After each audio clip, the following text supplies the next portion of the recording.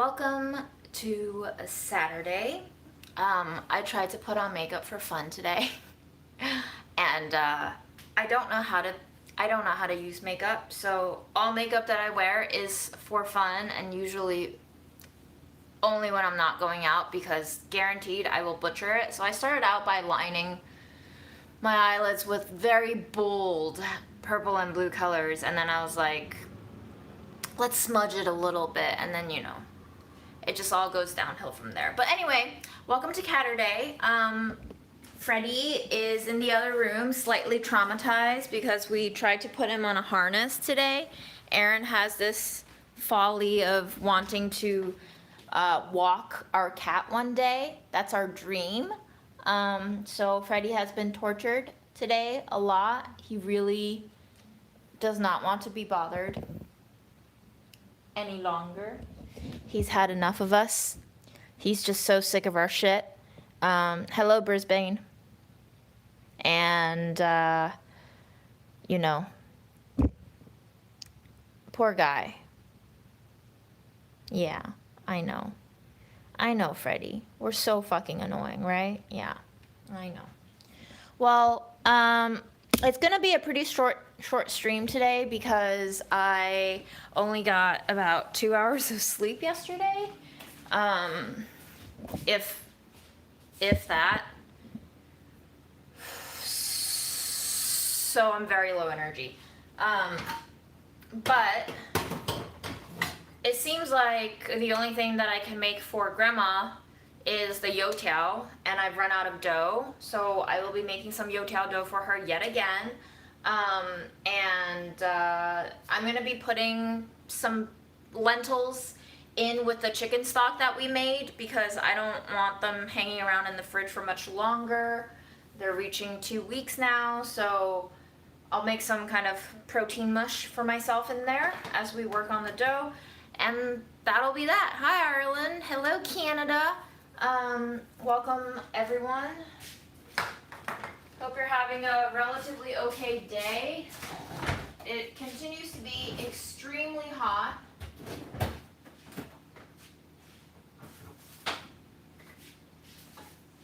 It's truly going to be a trash meal. You're going to think this is so disgusting. Hi, Fred. Thank you for joining. I have this egg wash from testing mooncakes. It's probably just like filled with bacteria right now from the brush, but I don't smell anything wrong with it, so I'm just gonna put it in my mush pot. I also have these soaked red beans. Hi, Freddie. And I'll put these in with the chicken broth too. My tripod has kind of given up today. It's not staying still. Here we go. Freddie, what beans should I put in there? What beans should we put in there today, Should we use some of Mom's barley, Freddie, you think? Barley sounds good, no?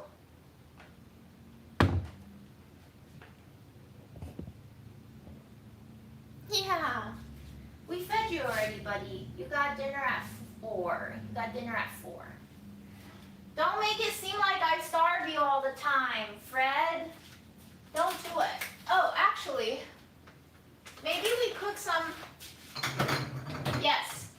Let's pick one of these to cook, actually. So, this is supposed to cook in 5 minutes. I got fonio. This one is flavored. Oh, interesting. Okay, so this one is flavored, and this one is just plain. Let's cook the flavored one, shall we? That sounds cool. I was gonna throw it into the Instant Pot, but it says cooks in 5 minutes. I got sent these. So maybe we'll just cook it on the stove then. What do you think, Fred? Shall we just cook it on the stove?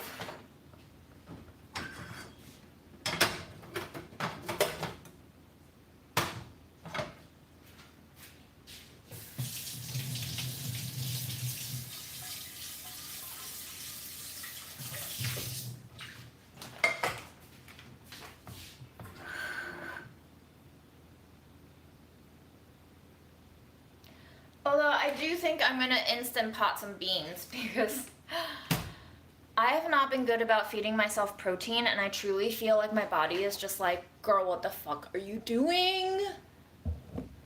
So, let me see what I got. I bet you I have some beans. It's a mess here. It's a mess here. Hi, Freddie. You want to look at the mess? You want to look at the mess? Okay. All right. Goodbye. Yes. Oh, we have some of Mom's barley. Ooh, we have these fava beans that I got from LA. Ooh, what if we just cook some fava beans? I probably should have soaked these, huh? But I feel like the Instant Pot will take care of them. Yeah? Do you think the Instant Pot will take care of them?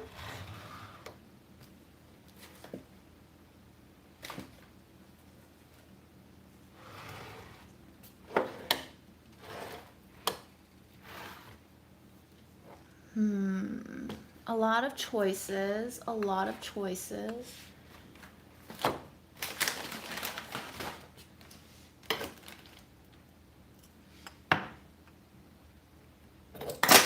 Oh my God. Just making a mess, don't mind me.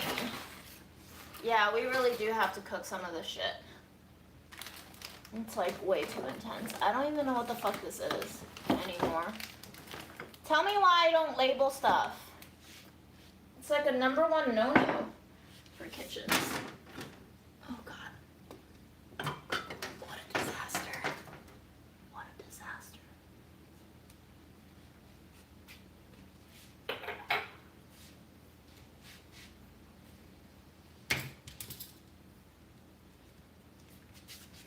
What a disaster. Da-da-da.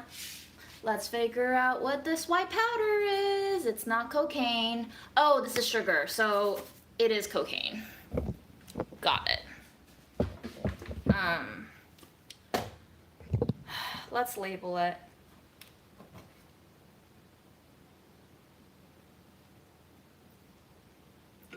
Yep, cocaine.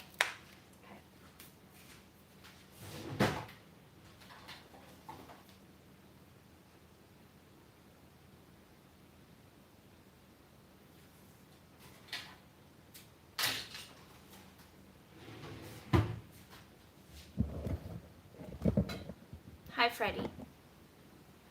Just judging me from afar.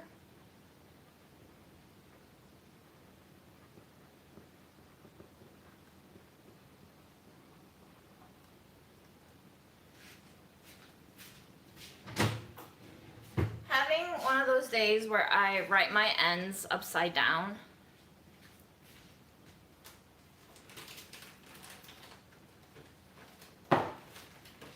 Let's see what else we can get rid of from our fridge, shall we? It's kind of like a clean out time thing.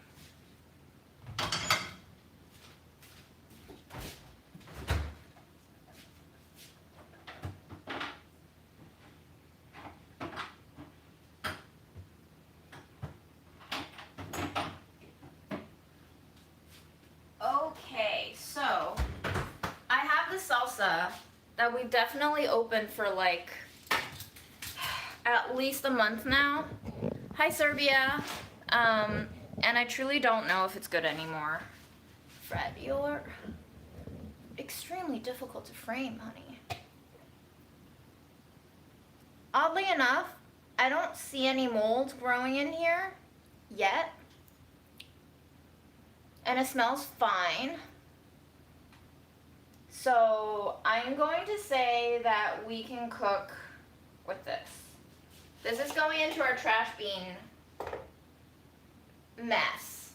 But I'm not feeling the fava anymore.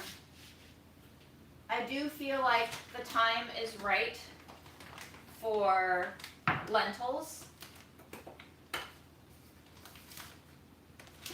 Let me just try to put this shit back without cracking anything, if possible. Okay. Yes.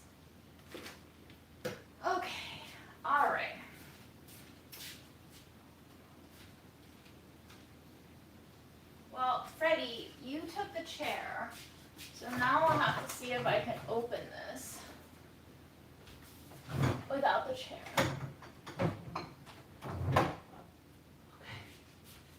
All right. Ooh, I have black-eyed. Okay, black-eyed peas though sound amazing. Black-eyed peas.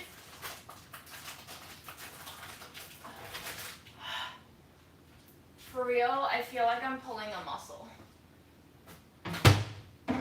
Just reaching for beans now. It's gotten to that stage of my. This is another freebie that I was sent. So I think we're gonna cook the soaked azuki with the black-eyed peas with some salsa with my disgusting egg wash egg. And then we'll cook the fonio on the stovetop and see how that works.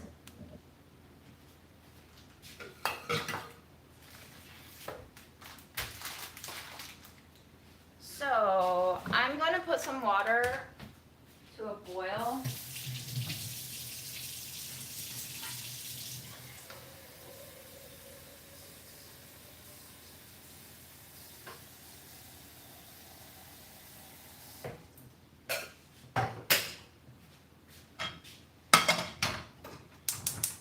Then we're going to rinse the beans.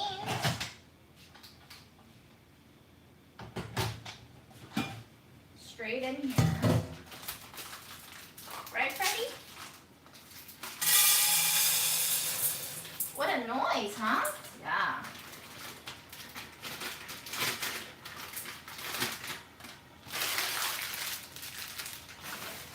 Who's excited for beans? I'm excited for beans.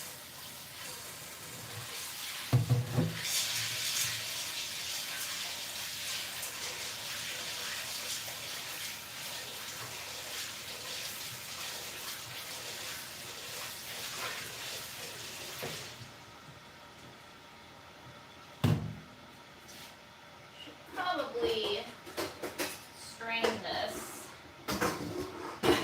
with a strainer in case we have grit, which always ruins a pot of beans unnecessarily.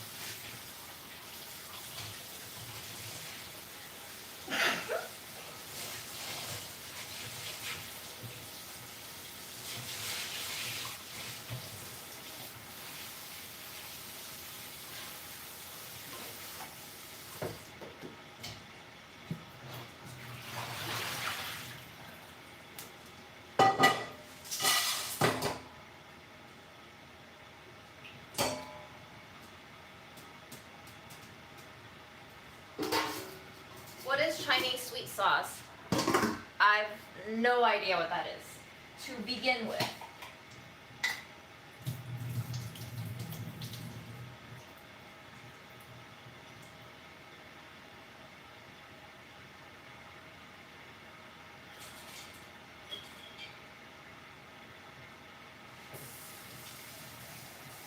Fred is definitely a little traumatized, for sure. We really did a number on him.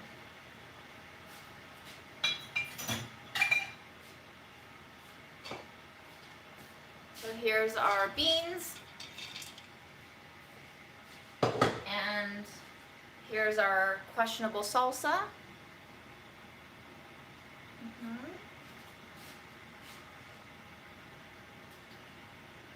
I think we'll be okay, but I can't be sure.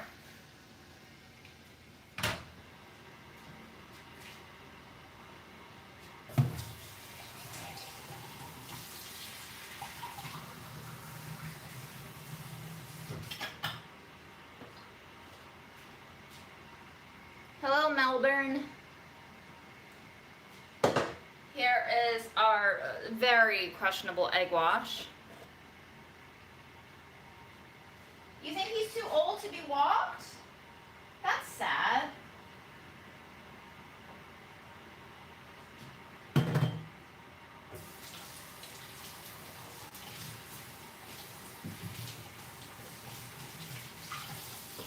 Well, listen, I'm not the one who wanted to walk him. Aaron insisted on buying him a leash. I was just okay with buying a backpack that we could carry him in so that, you know, it would make going to the vet easier if we can just have him on our body rather than carrying him in a carrier, which he hates. But Aaron insisted, like, Aaron is very much stuck between grade 4 and 10, depending on the day. But it's gotten to that stage where I don't try to fight with grandma over issues anymore, and I have no energy to debate Aaron on decisions. So I guess he's gonna want to try to walk Fred. I don't know. It might end up being a very traumatizing experience for Freddie, but you know. Take it up with Aaron. Take it up with Aaron. Okay, so here's the thing. I just opened this can of lightly smoked sardines and oil to give Freddie a treat after he was traumatized. I think I'm actually going to drain this oil in our beans to give it some fattiness and flavor, and salt.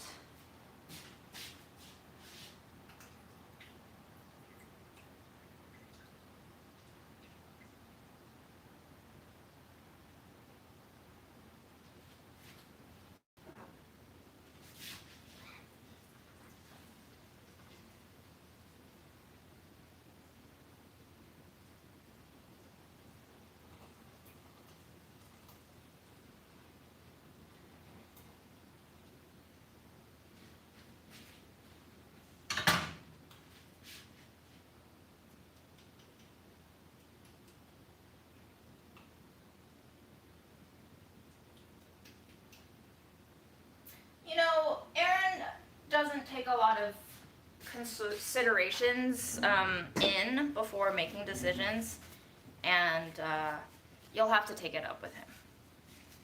I'm just gonna try to wash half my hands clean of this disaster waiting to happen.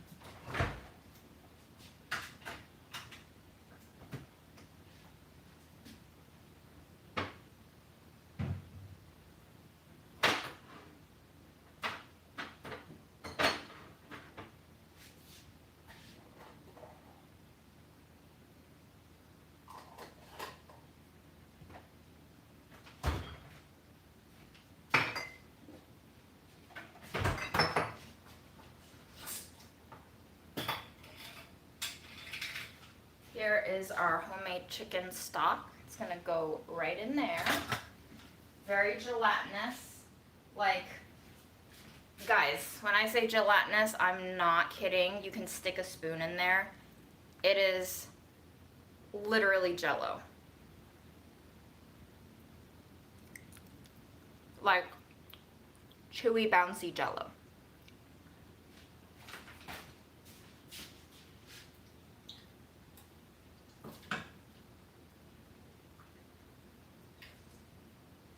Freddie, do you want some chicken Jell-O? Here, have some chicken Jell-O.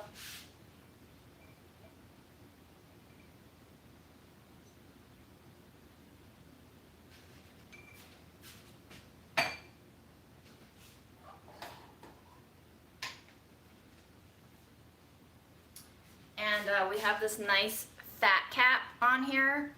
I'm going to take this off and put it in my stock. So we have some fishy smokiness, and we have some fatty chickeniness. And this actually smells pretty good still. So I think I'm going to pour half of it in here for me, and And then we can go ahead and freeze the remaining half for Freddie. Freddie, eat your Jell-O, buddy.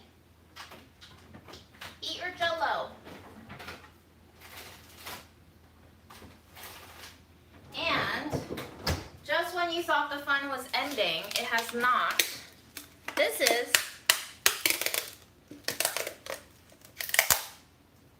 frozen shrimp shells. So we're gonna dump that in there too, and we'll see how soft it gets. I think even if it doesn't get fully cooked, it'll just float to the top and we can skim it off after it's out.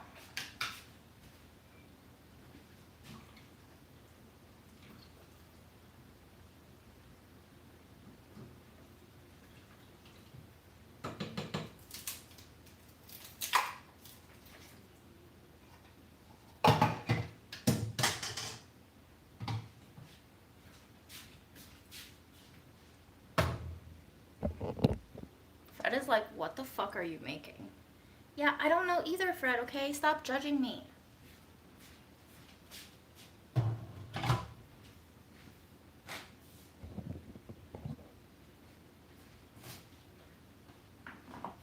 We're gonna go in with some black pepper because that's a safe bet. It's a safe option. And oh my gosh, I almost forgot. I have been waiting to finish off this bottle for fucking ever. It's been upside down in Aaron's glass. It's like 2 tablespoons of sriracha. It's gonna explode when I open it. Yep, there it goes.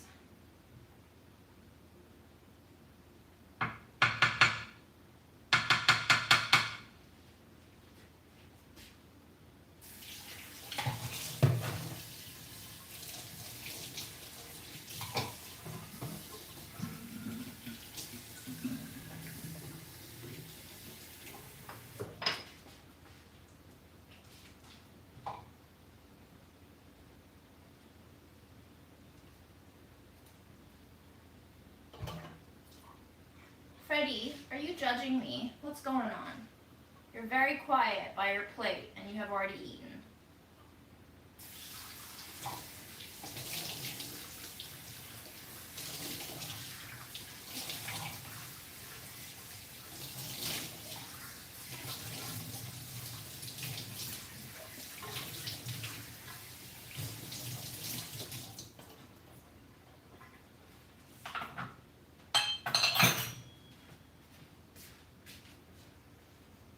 Let's see. I think we have enough spices in there for sure, but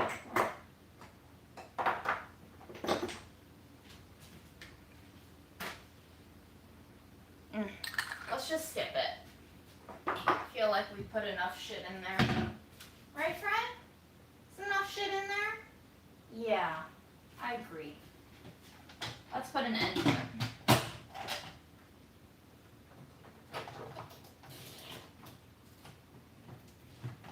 Okay, we are sealing the vent. It is plugged in. We're going to do manual, and I'll do 35 minutes just to be on the safe side. Yay.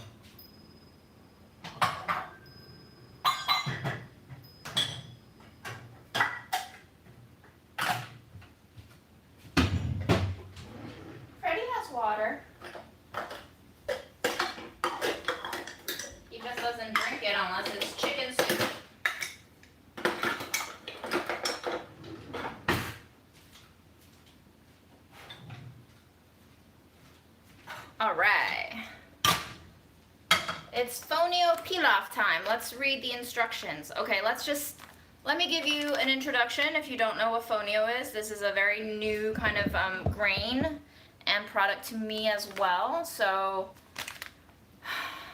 the brand is Yolele, Revolutionary African Foods. Fonio is apparently an ancient West African grain. It is tiny, nutritious, climate-smart ancient grain prized across West Africa for over 5,000 years. Light, fluffy. Sorry, let me do that again. Light, fluffy, just a bit nutty. In Mali, fonio is known as the seed of the universe, the grain at the root of all existence. And this one is flavored, and it's yassa, onion, lime, and chili. Chili. Aaron just left the house, so I turned the AC off, and my brain is already spazzing. Okay, yassa, one of Senegal's most popular dishes. Yassa chicken is made with caramelized onions, limes, chilies. Inspired by that dish, our yassa fonio pilaf offers the comforting earthy flavors of caramelized onions, smoky chili pepper heat, and brightness from the lime. It makes a great base to any meal. Served with roasted chicken, grilled fish, or sauteed veggies. 1 cup of fonio uncooked is 4 cups of fonio cooked. Cooking instructions: in a pot with a lid, coat contents of package well with 1 tablespoon oil. Turn heat to high, add in 1 1/3 cups water and bring to a boil. Stir, cover, and turn heat to low for 1 minute. Turn off the heat and let it sit covered 5 minutes. Fluff with a fork. So basically, you can cook this the way that you cook couscous. What I think I'm going to do is, because I had to compost 1 onion because I've not been developing or using onions in my recipes, we're going to go ahead and caramelize that onion first, and then I'll go in with this. That way I don't have to compost another onion. It's been a long time since I had to compost a untouched produce, and I felt very bad doing it.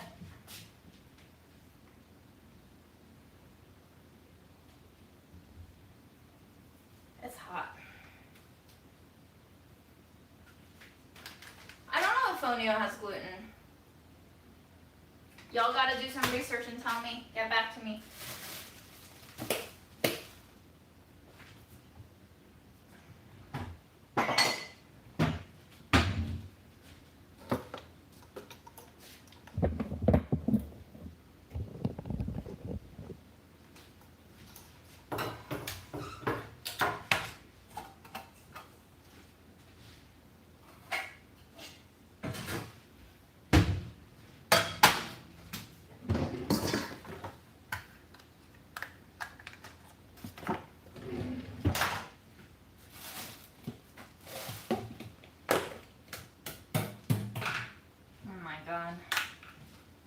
Losing it very slowly.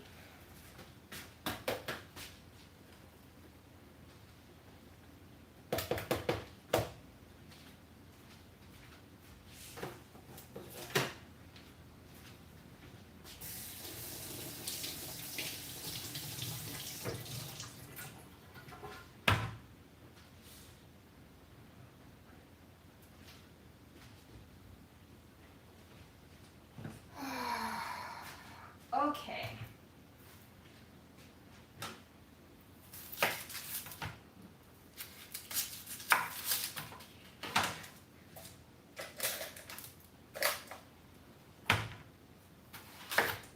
Oh, gorgeous onion. I'm so glad we're cooking it before it rots.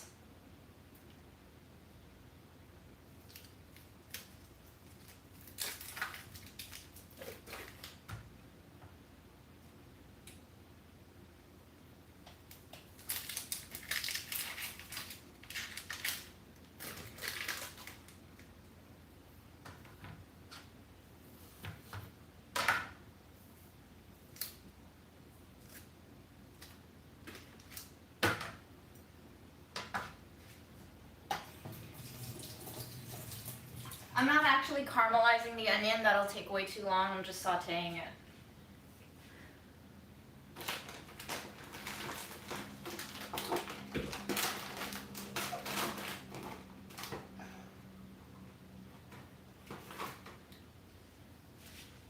We are opening a new olive oil today. Cobram Estate sent me a California First Harvest limited release like probably half a year ago, and because I got sent so much other olive oil, never got to use it. But I really do like their olive oil. They sent me a batch of this before the pandemic, and it was honestly one of the best olive oils I've ever tasted. So I'm pretty excited.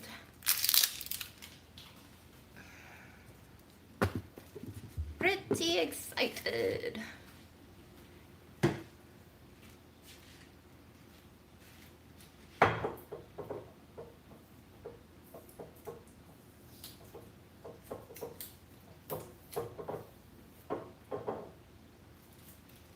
Ooh, and they made their stickers non-stick this time. Last time it left gunk all over the place, but today it is a glorious peel, and you know how I feel about clean sticker peels. They do quite arouse me.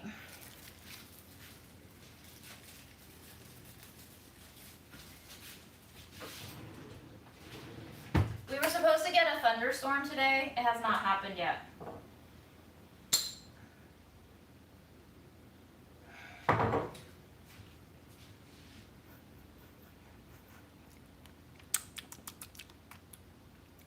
Yeah, the glass should not be clear. That is a not good for olive oil, but I keep it in my cupboard. I think they just want you to see the really rich green color here. Can you? There you go. Against the white background. It's a really, really rich forest green color. But anyway.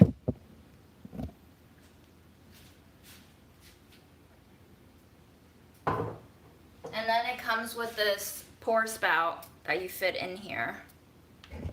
And it gives you a very lovely drizzle. Unfortunately, I've not been able to reuse this top because this hinge broke last time. So it never like fully closes properly. It also dribbles down the side. So the design definitely needed some work. Let's see how it drizzles this time.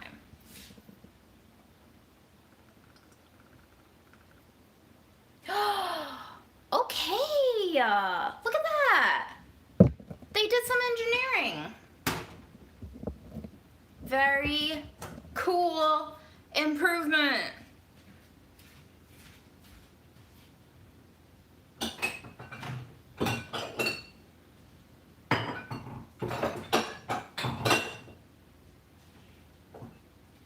my gosh, I don't know if you saw, but there's some really cool cloudy sediment happening on the bottom here. I love it when you see sediment in olive oils. Usually, yeah, they say it right here. Natural settling and cloudiness may occur.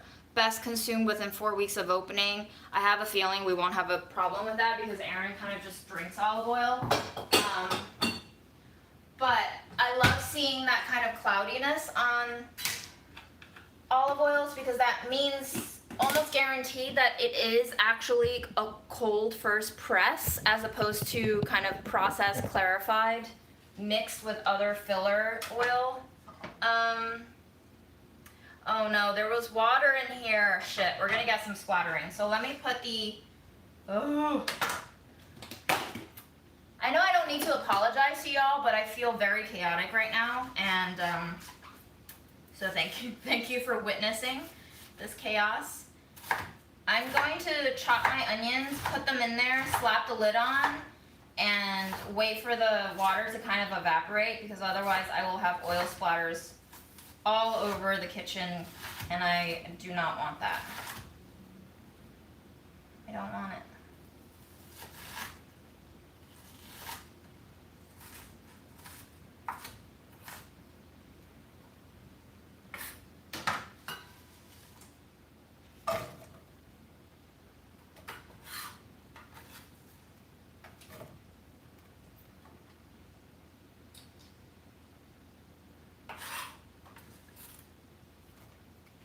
It's gonna be a lot of onions.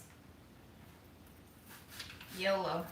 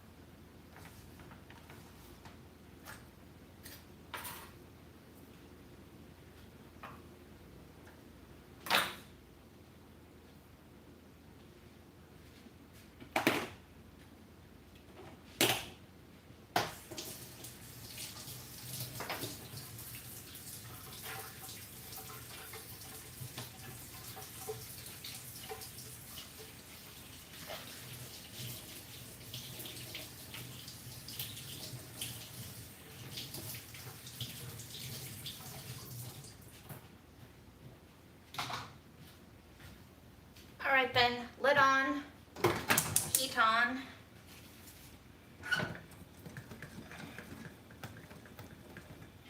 Wow, that olive oil color is so rich. It hasn't even like started cooking the onions yet, but you can already see it coloring the onions in that kind of lime green tinge.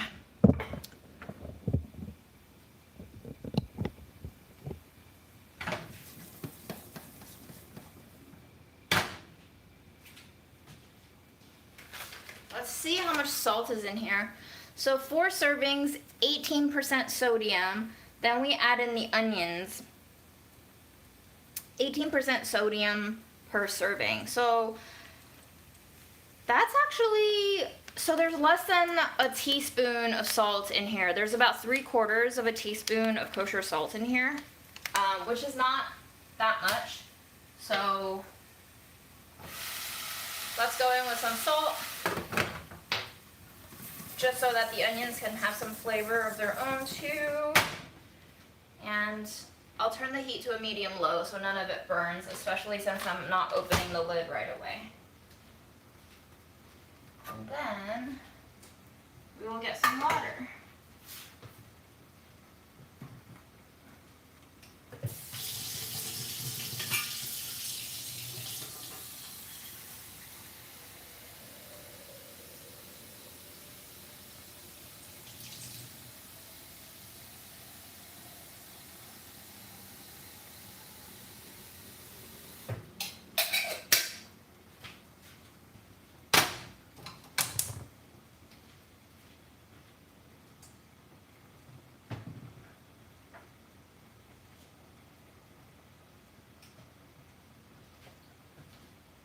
This is the avocado oil bottle that I've been using as my virgin olive oil bottle because this was Mom's avocado oil bottle. So I'm just gonna keep it for now.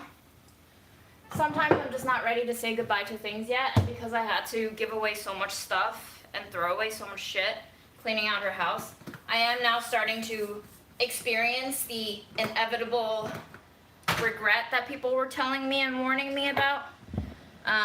So I'm just trying to give myself some grace periods of not giving away shit yet.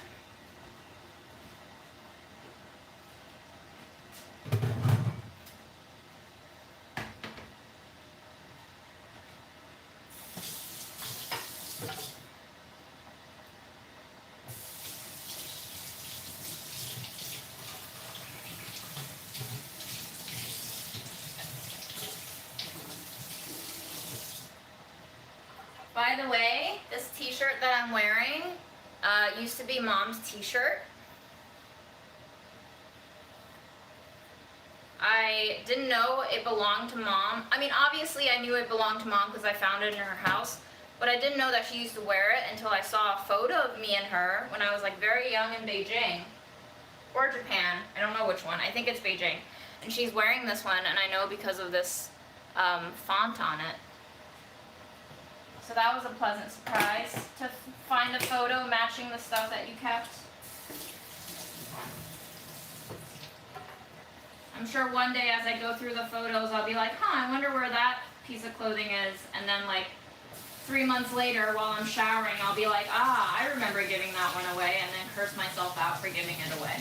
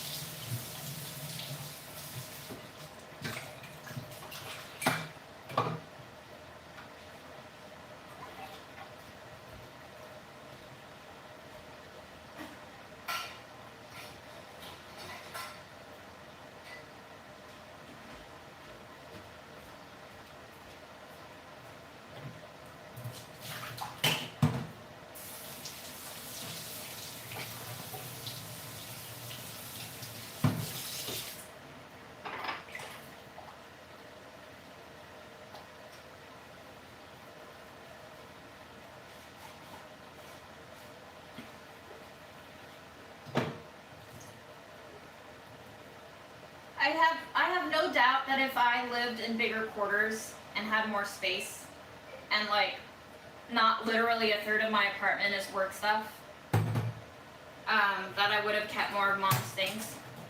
But unfortunately, I was just too overwhelmed, so I gave away so much. But for better or for worse, they are not in my possession now, and that will have to be that.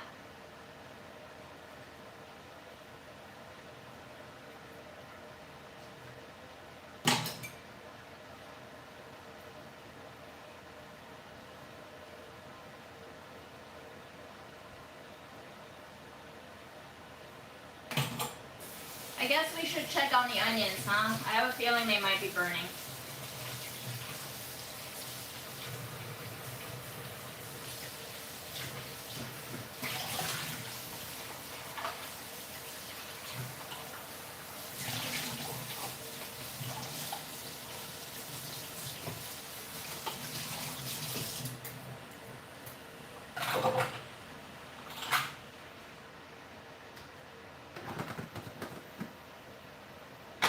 Yeah, a little burn. A little burn is fine.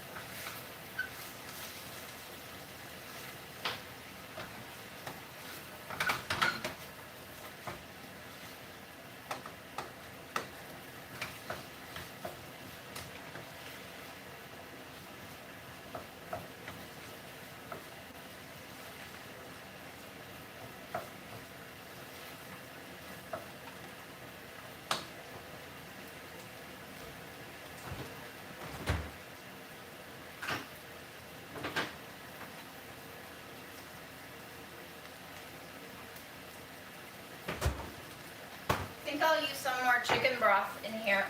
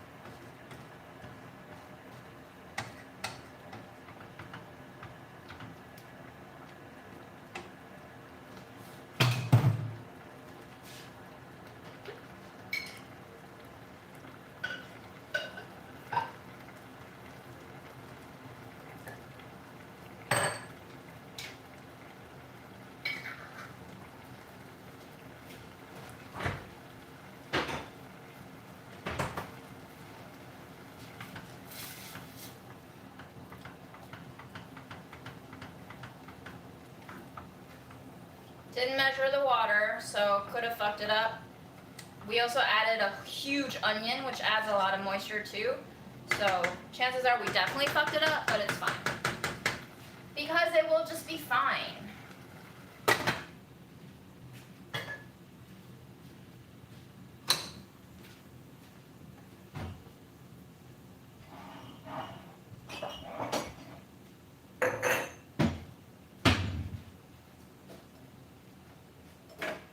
Gonna make myself some tea.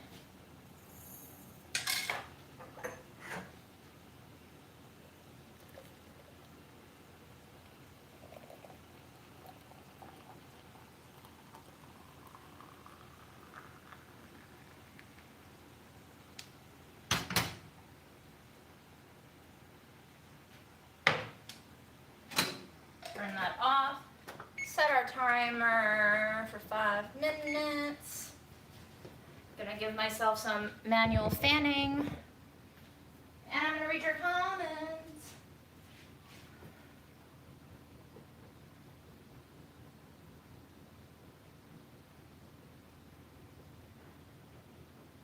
Hi, Germany. Lynn, I'm so glad to hear that I've helped you. I don't know. It seems like my very eclectic, aimless lives connect with a lot of people, so I'm always happy to hear that.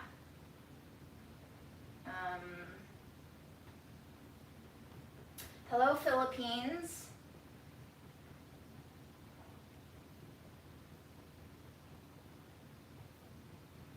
Ooh, this is really nice. I really recommend wearing an oversized t-shirt and just saving your electricity bill.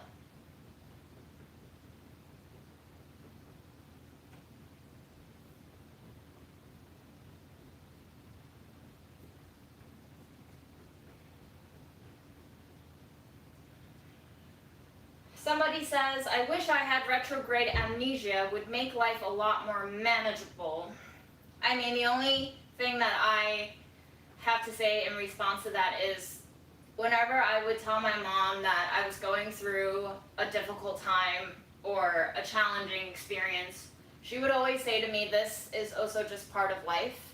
And I think that was just incredibly zen of her to say. I don't know how much of her own words she really absorbed, but that is one thing that mom's said to me in the past that helps me along, especially in my grief, that even when you feel very sad and distraught, this is really just the counterbalance to the lighter stuff, and without them you wouldn't have the depth of experience. You do just have to keep going sometimes, and it sucks. But this too is life.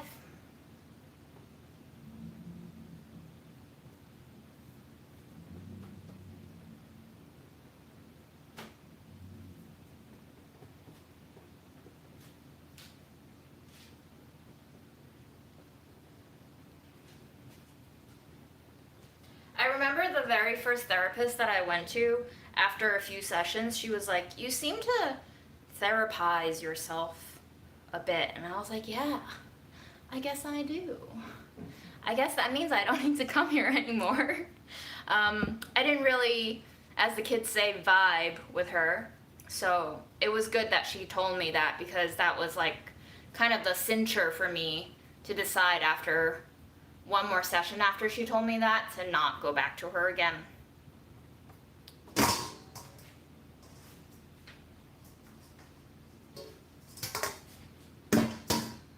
Okay, fonio is going. I'm gonna save this for dropping compost in.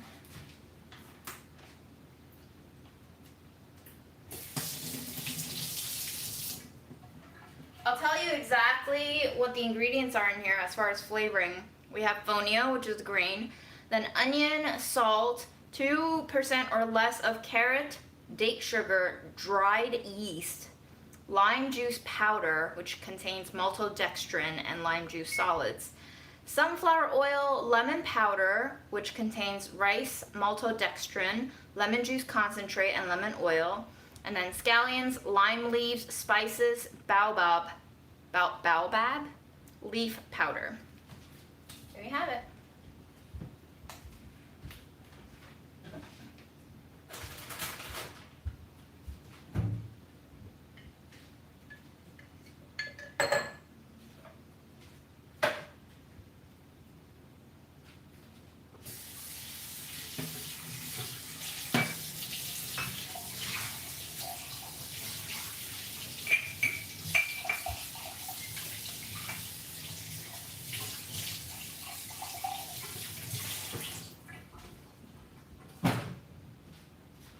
We're going to soak this jar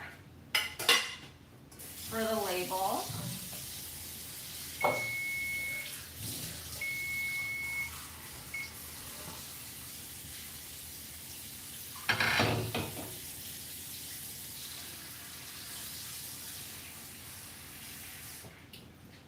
It honestly smells a little bit like a funkier ramen packet seasoning.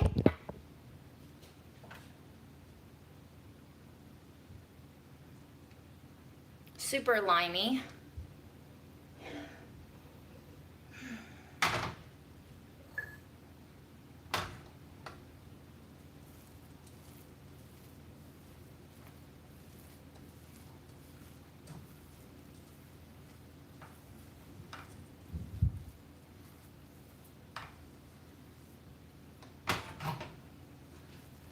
So it does feel a lot like smaller couscous.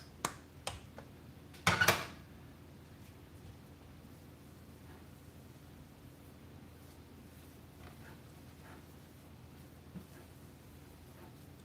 going to apply a little more heat to it because I feel like I want it a little bit toastier. And also we just have so much moisture. I'm going to drink some of, you know what? Freddie, do you want some chicken soup?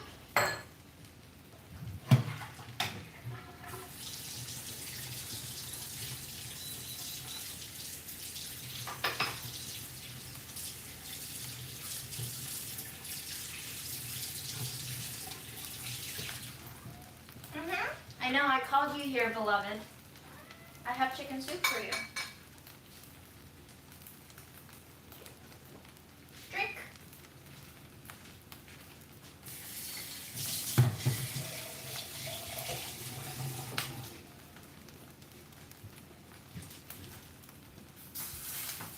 Drink the soup, Freddie. Oh my gosh. He's like, enough soup. Where's the meat? You ate 2 hours ago, buddy. No meat. For another 6 hours.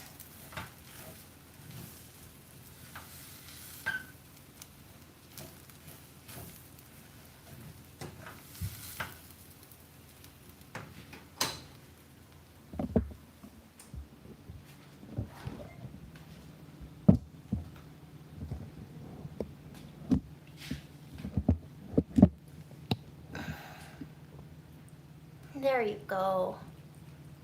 Yum.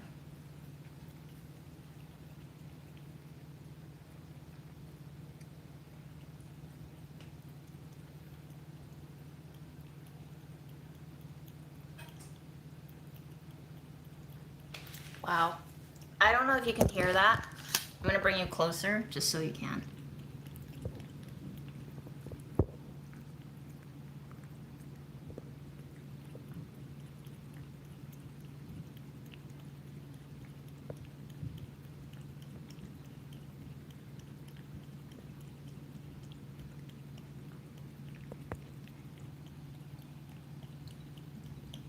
Look at that.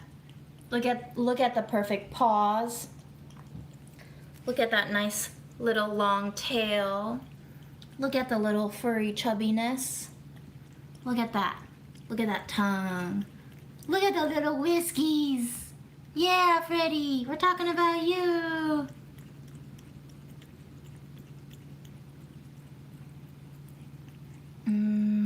How How's the chicken soup, bud? Did you like it?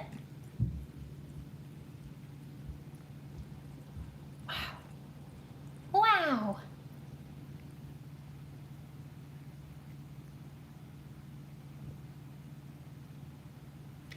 Hey. Hey.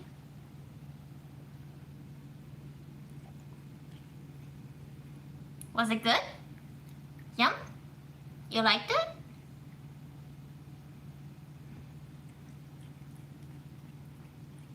Looking at real clean there, buddy. That's real clean. Thank you. Come again. Yes. Clean that tail.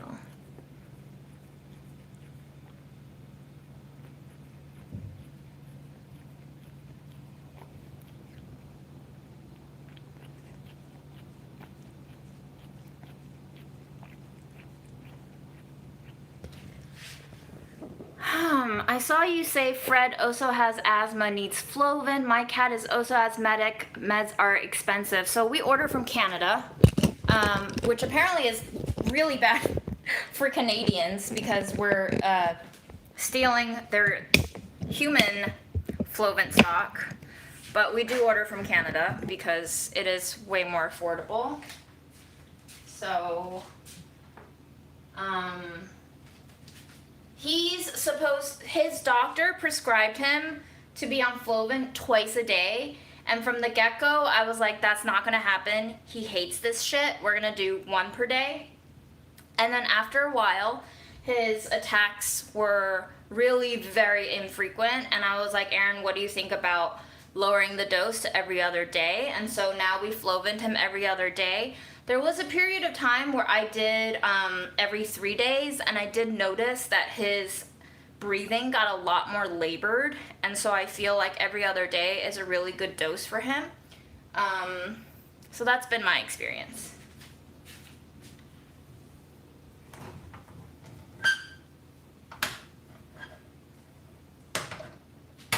Okay, I am going to make our dough.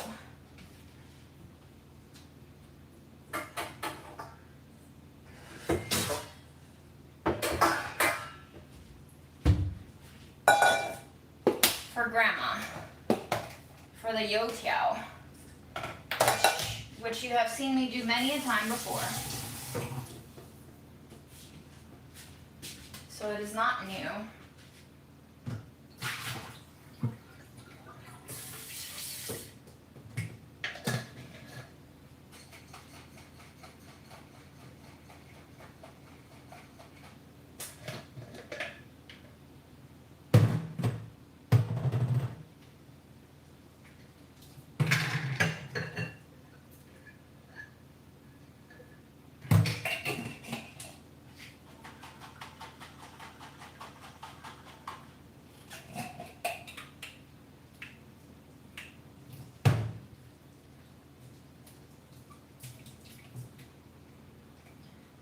I haven't eaten the fonio yet.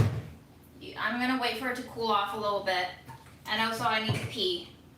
When I need to pee, my body seizes, and I won't be able to get a good tasting in, because my body will just be telling me, hey, you need to pee.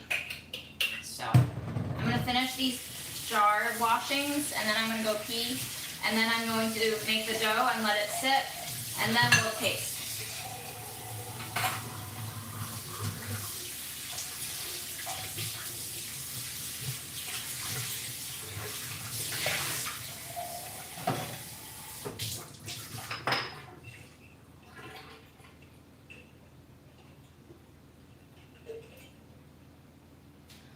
These shorts came out of a romper that I bought in China. And the romper was really inconvenient, and I never wanted to wear it again. So I told Grandma, can you make these into shorts and a spaghetti string tank top? And she basically just cut the whole outfit in half and then put a waistband around these. So yeah, they're quite comfy. Really cheap material.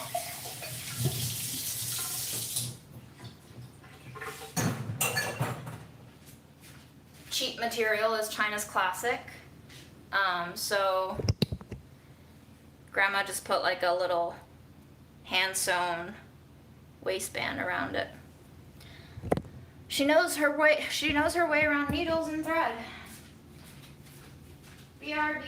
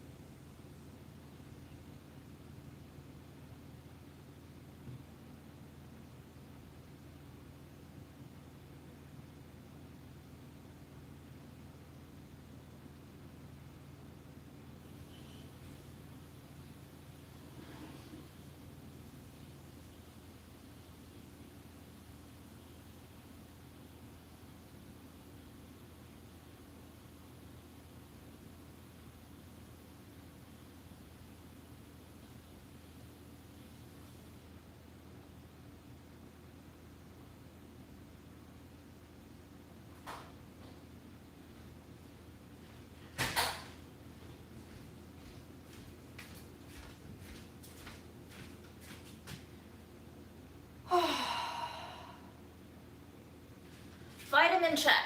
Yes, I need. You need. We all need. Thank you for the reminder.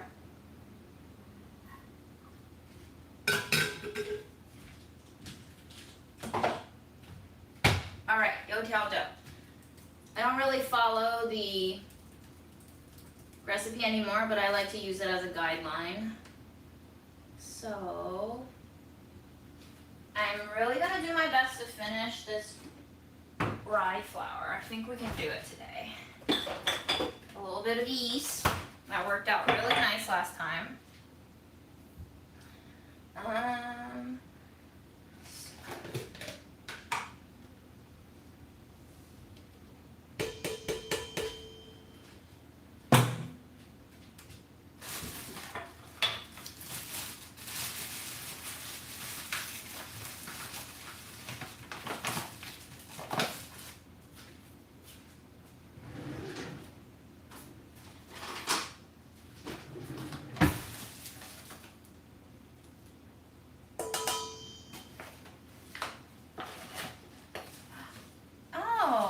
Where my tablespoon went.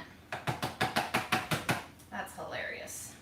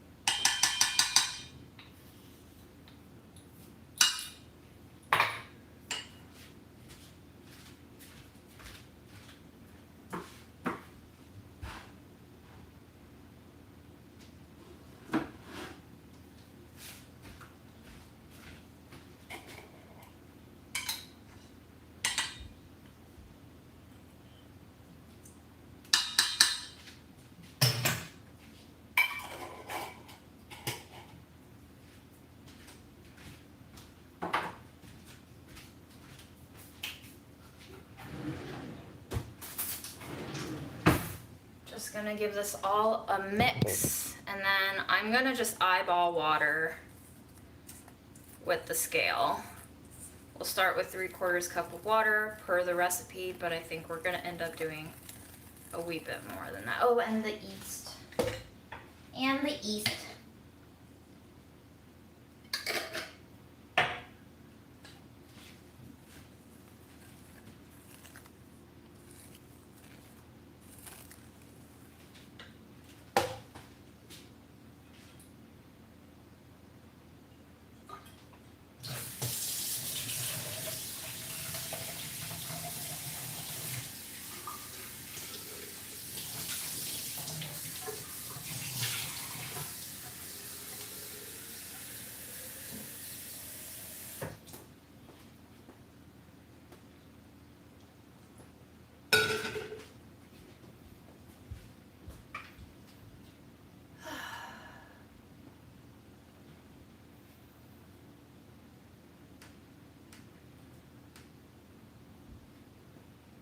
Any recipe that I make is usually just Googleable by typing in the thing that I'm making followed by delish or my name. Very easily Googleable. But I don't follow the water amount anymore. I tend to use more water than that recipe calls for, because I like how much airier it is. For photo purposes, the donuts hold their shape a lot better and are easier to work with during the fry if you follow the recipe. But I fry these free form now, so I don't really need them to look a certain way because it's not for recipe photo styling purposes. But this little edit is mostly for my personal desirability.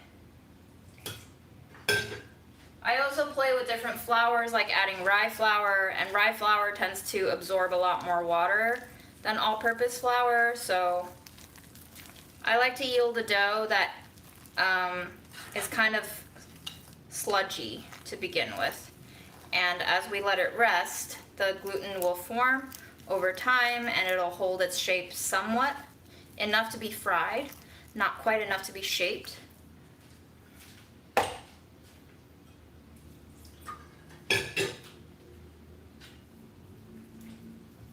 Googleable, Googleable, Googleable. I can't say any faster than that though.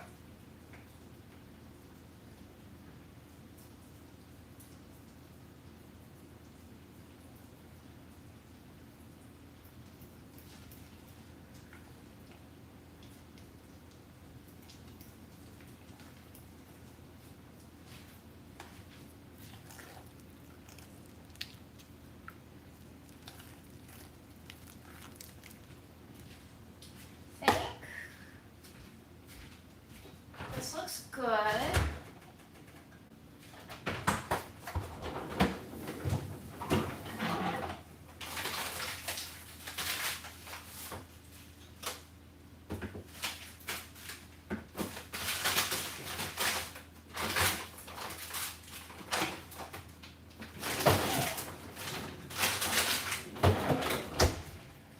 Let me not fuck with it too much. I usually fuck with it too much.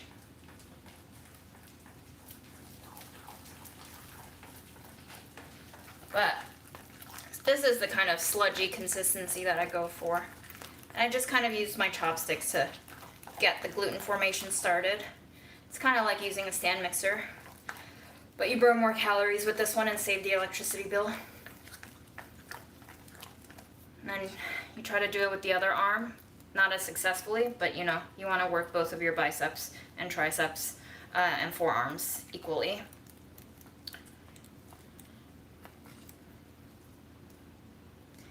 And that's about it. And then I cover it. And I fold it a couple of times like you would sourdough bread. And then the next day we fry.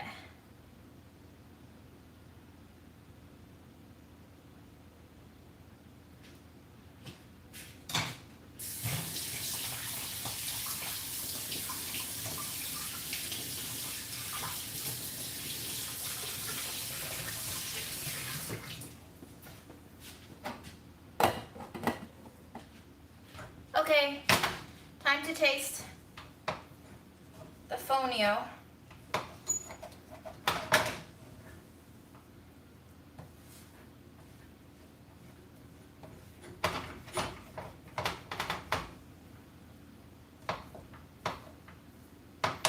So they sent me like basically a PR box with 2 of these fonio packets to cook with, and then they sent me a box of like fonio chips, and the chips were kind of rancid, and they were actually a little bit expired, so I don't know how their warehouse works, but they did not do the best job of sending their best product forward. But you know, I don't really write roundups for products anyway, so I'm not important. Just was not a great experience, and I'm a little bit scared because it kind of smells like the chips. Like, not quite as rancid as the chips smelled. The moment we opened up the chips, we knew something was wrong because it smelled like the oil had been sitting there for 5 years. But let's hope. Let's hope this is not the case because I used some really good olive oil in here.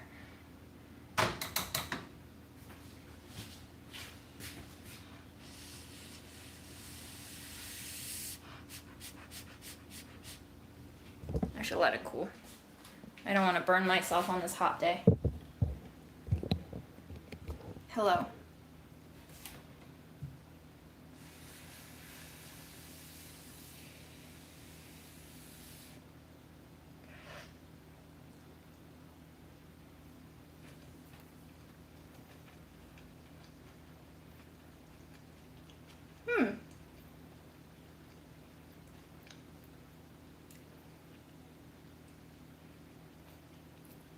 That's pretty good. It tastes a little bit like very finely crushed bulgur wheat crossed with the softness of couscous.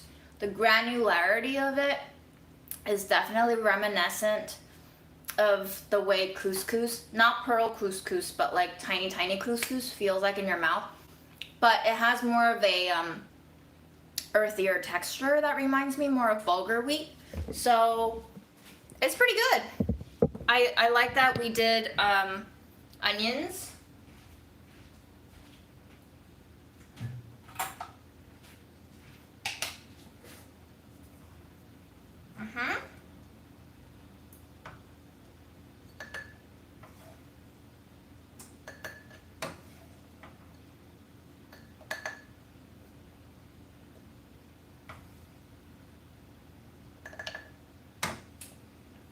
It's not rancid, thank God. It tastes very good.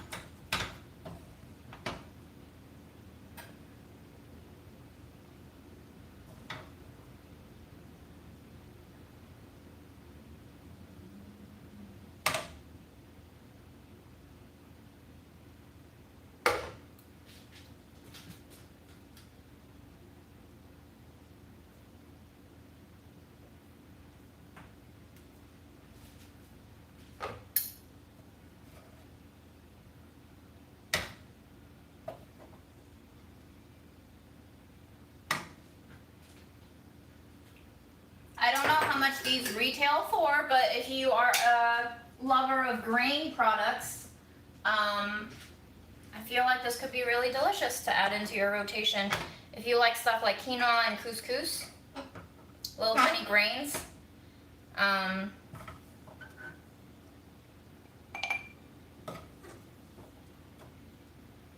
it's probably worth a try. See if you'd like it. The spices are really nice and balanced in this packet too. I wonder what I should season the plain packet with next time I cook it. Maybe I'll just save it for a live and you guys can vote together on how to season that one. Everybody loves a little audience participation, you know? Unfortunately, I think after I leave this kitchen, I'm gonna have to turn the AC back on because this heat is getting a little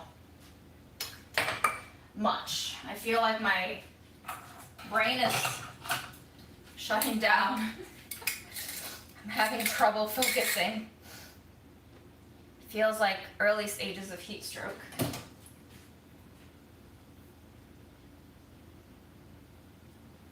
Woo.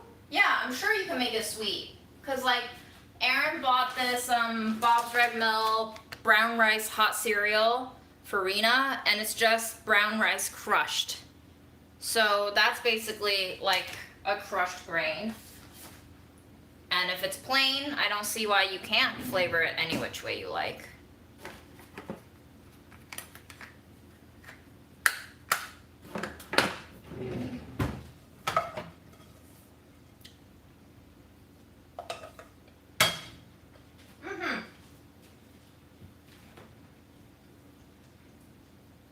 Invite us along to a hot pot night? Like on a live? Hot pot on a live? We'll have to wait until Christmas time or New Year's.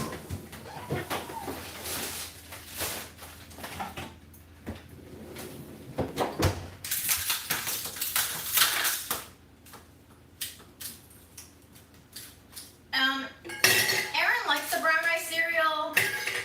I feel like if you like brown rice, you can make brown rice pudding and it'll just be a different texture. But if you like the kind of creamy mealiness of farina, then you'll like that kind of processed format where it's already crushed into a mush-like state for you.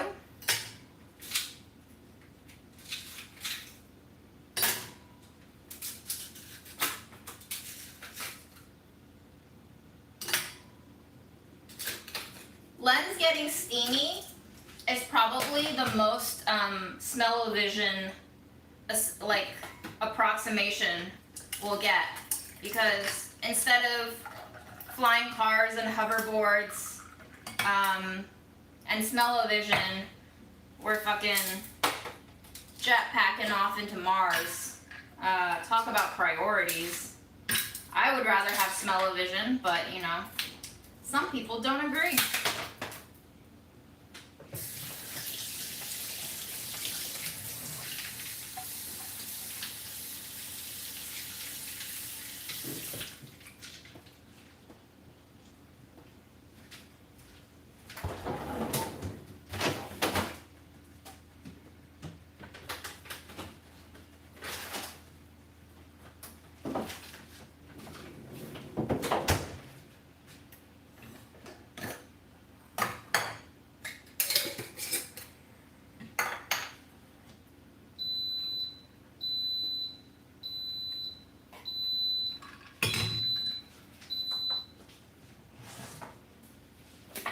I'm gonna let the beans naturally depressurize.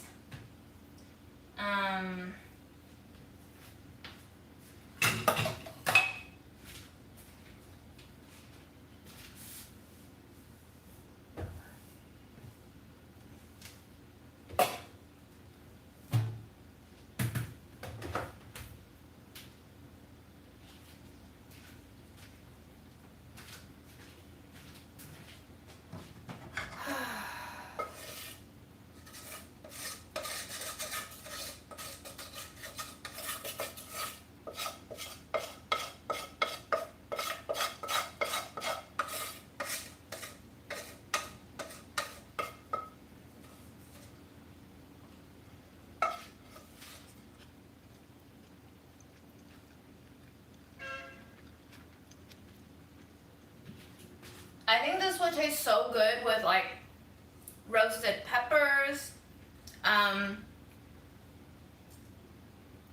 fried eggplant. My gosh, yes.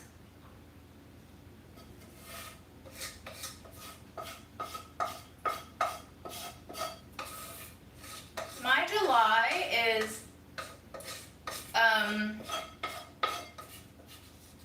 not bad. I'm tired, but I almost feel like there's not much I can do about it.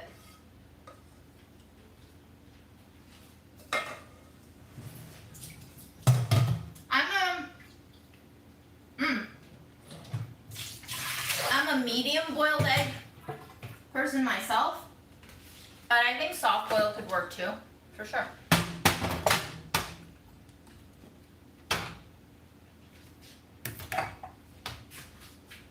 Oh yeah, zucchini would be delicious.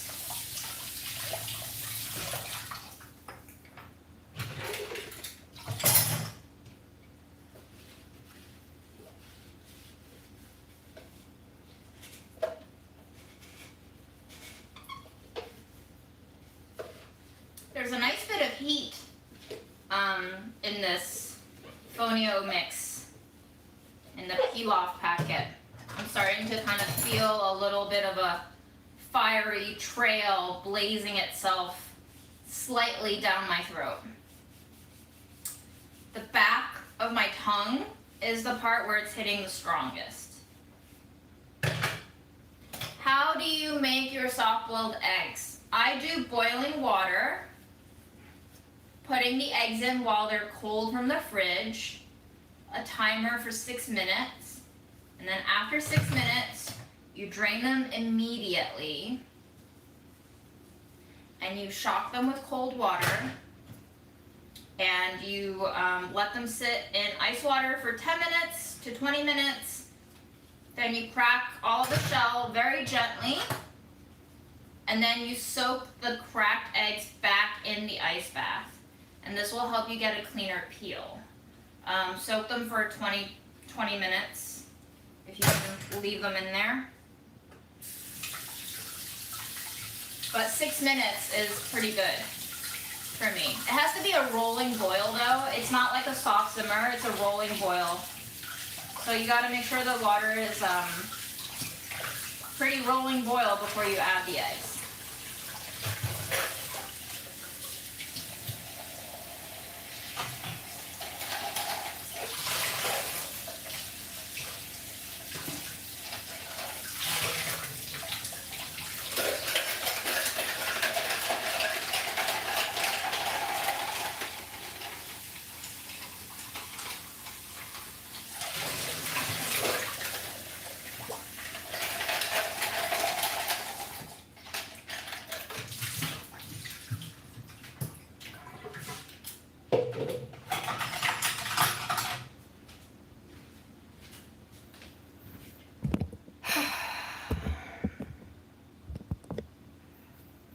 Who else is tired?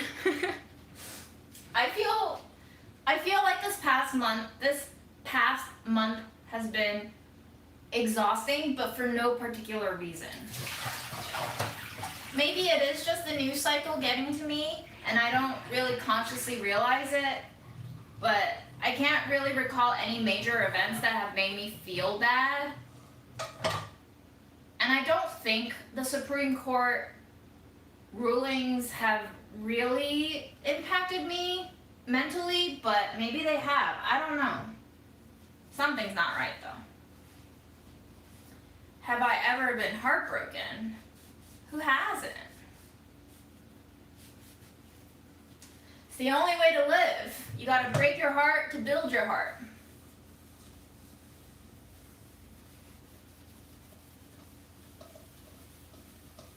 And every time you break your heart, you get to build it slightly differently.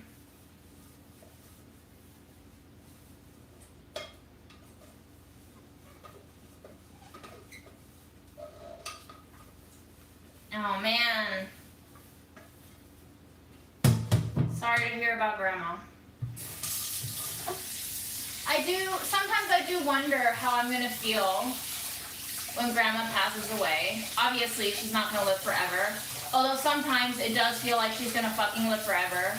And it's both a gift and a curse.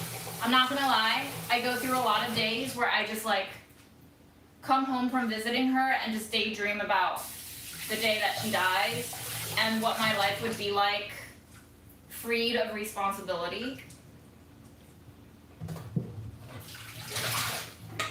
I don't know. I can't let myself think too far when I do start to think about that, because it's just gonna bring on so many different layers of sadness.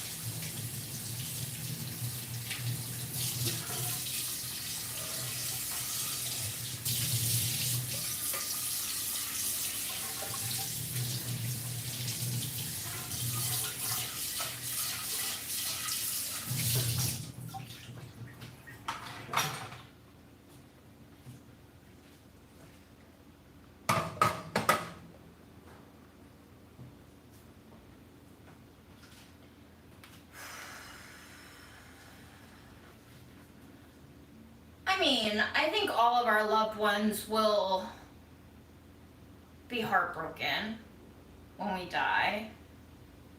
Whatever that relationship that you may have had with them, I think there is undoubtedly so much funky trauma that happens within families that even if you thought you hated them, there would be some sort of like a guilt trigger. It's just a human thing. It's just a human thing.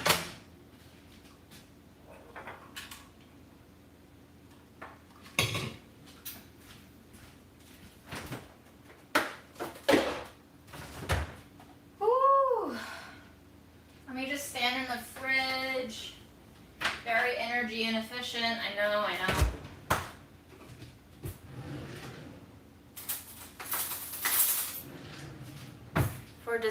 For dessert, I'm gonna eat my test batch of lotus seed paste. I was thinking this would taste really good in oatmeal, maybe. It's just sugar and lotus seed and butter.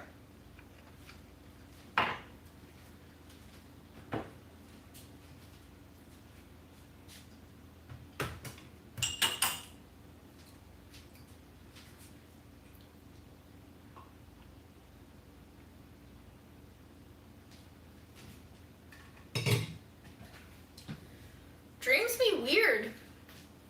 Dreams be magical.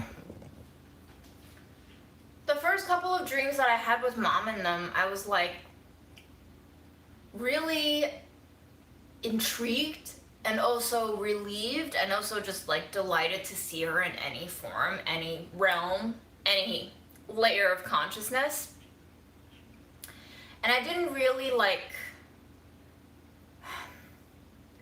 even if I read into the dreams as having certain types of meaning, I didn't really read them as, oh yeah, that's definitely what they mean. I didn't take them seriously. But after my very last dream that I had with Mom in it, which I think I spoke about on the lives already, it was just so eerie.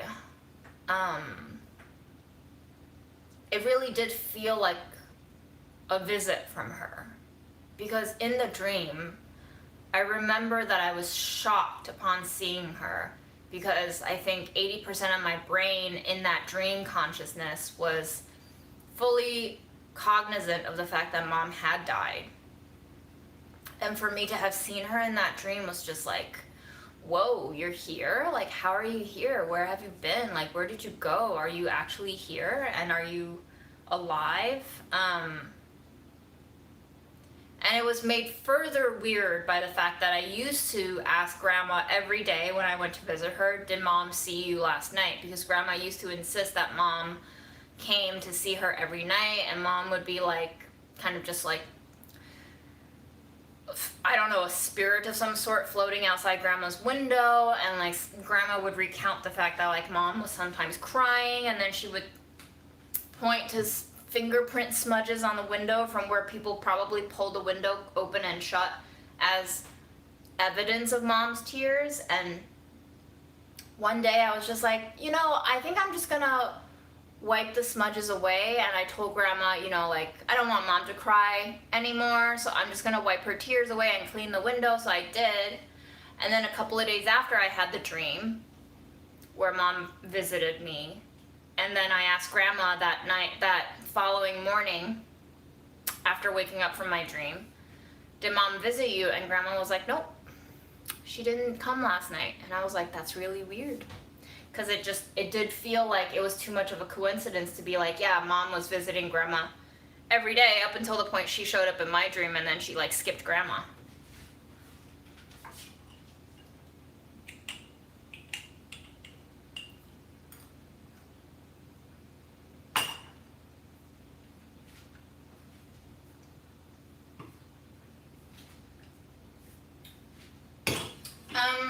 When they repair pottery in gold, that's a Japanese thing. And let me just Google it. I'm sure I can find it. The whole concept of it behind that repairing process is, okay, so the repairing process is called kintsugi. Kintsugi? I'm not sure. But the principle behind it is embracing imperfection in things. And the idea of wabi-sabi is really one of the first Japanese concepts that I learned of that really resonated with me. I think I learned about it in college one day, and I was like, fuck yeah, embracing imperfection as in itself a sort of humble beauty is amazing. I feel like that's kind of like the backbone of Budget Eats too, is like a lot of wabi-sabi and just dealing with things as they come up and still honoring it if it's not beautiful per se.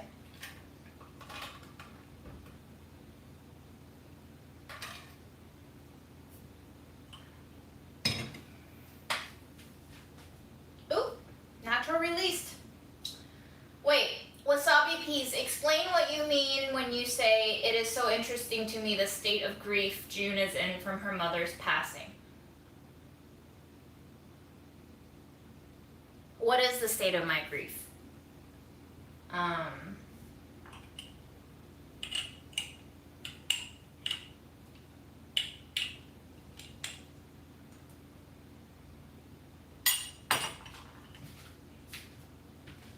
Oh wait, never mind. It didn't release yet. I thought I heard it drop, but it didn't drop.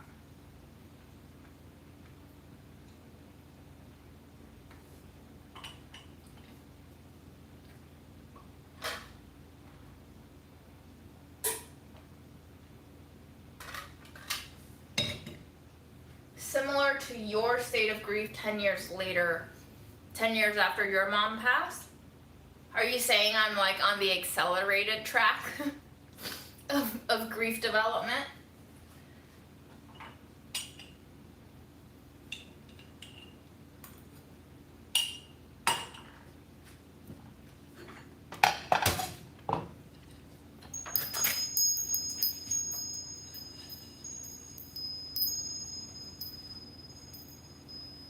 I might have made this dough too wet, but that's why cooking is fun when you don't use recipes. You never know what's gonna happen.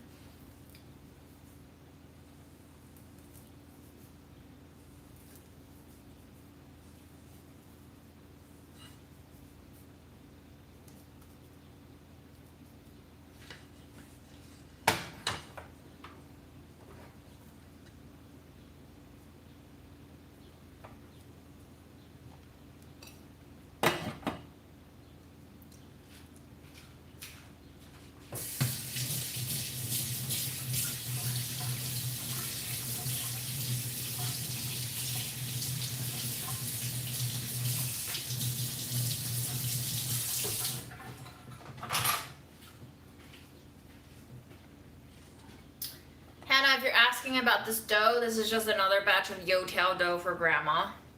Seems to be the only thing that she wants me to make, so I'm just not gonna fight it. Even though every time I go, she still has like 80% of the batch left over, which means she doesn't really love it all that much, but whatever. I think maybe she's just tired of my cooking. Now I can see why it was so frustrating for my mom to take care of her, because like my mom didn't even love to cook the way that I like to cook. And so for Grandma to kind of be so picky and critical of the stuff that I make for her is not only hard in terms of like, I have a lot of shit going on in my life right now, and I'm cooking all the time for my job, and then I have to cook for Grandma, and then Grandma doesn't like it because it makes me feel like a failure. And so now I understand that like when Grandma was critiquing Mom and Mom not even liking the act of cooking really very much, for her to have put the effort into cooking for Grandma, and then for Grandma to be probably very critical of not liking certain things, must have been very demoralizing for my mom. Poor Mom. Yes, she did like the peanuts. Should we make more peanuts? You know what? Let's make some peanuts for Grandma. Thank you for reminding me. Wonderful.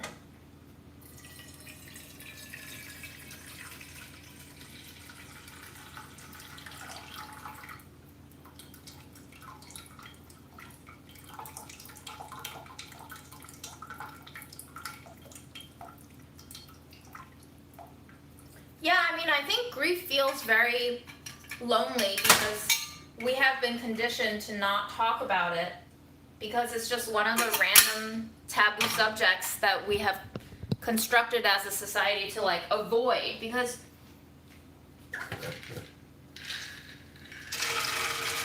our industries don't function off of acknowledging the natural progression of life. Our industries only function off of ignoring the natural progression of life, because we want to build industries that can sell you this idea of eternity. And that's just not possible, unfortunately. One thing that I do want to get rid of, because I don't really like using them, is Mom's, I guess these are dill seeds or fennel seeds, whatever they are. They're really old. I tried to grow them. I don't think any of them sprouted. So I'm just gonna start putting some in Grandma's peanuts. It is easier for me to use Mom's ingredients and stuff that I make for Grandma in some way, because I know that it's not being tossed, but it's also, how do I say, not being consumed by me. I don't really quite understand or grasp why it's so fucking hard to consume Mom's shit myself. I've been trying to understand the psychology behind it. I don't, though. It feels, I guess it just feels way more painful for me to eat it rather than for me to cook it for Grandma. But I don't really know the why. I would love to know the psychology behind that. Yeah, I told Grandma she has many fans, but I don't know if she, like, in particular recalls that anymore. Grandma's, like, attention is very short-term focus. Immediacy. Like a toddler. Like a pet. We kind of go back to our animal roots in a lot of ways.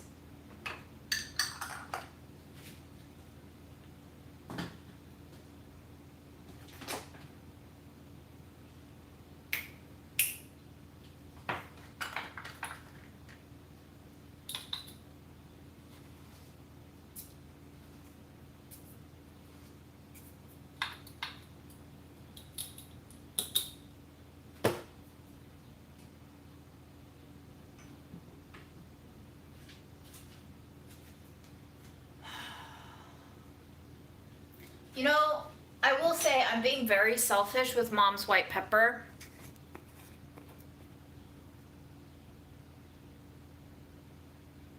I know I can buy this brand again. Her white pepper smells different than the white pepper that I have at home. I have about like a quarter of this jar left, and I've been just like hoarding it for myself. And I've been using another white pepper for Grandma. For the first half of this jar, I was like, that's fine, I can use it. Let's just get rid of it. But now that we're coming down to like the last quarter of it, I'm like, let's hold on to it. Ay, ay, ay. Ay, ay, ay.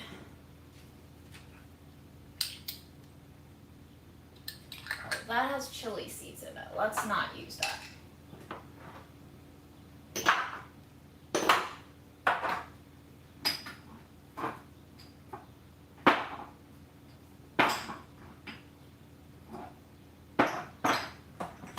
I'm just gonna take it easy on myself and go with some 5-spice powder.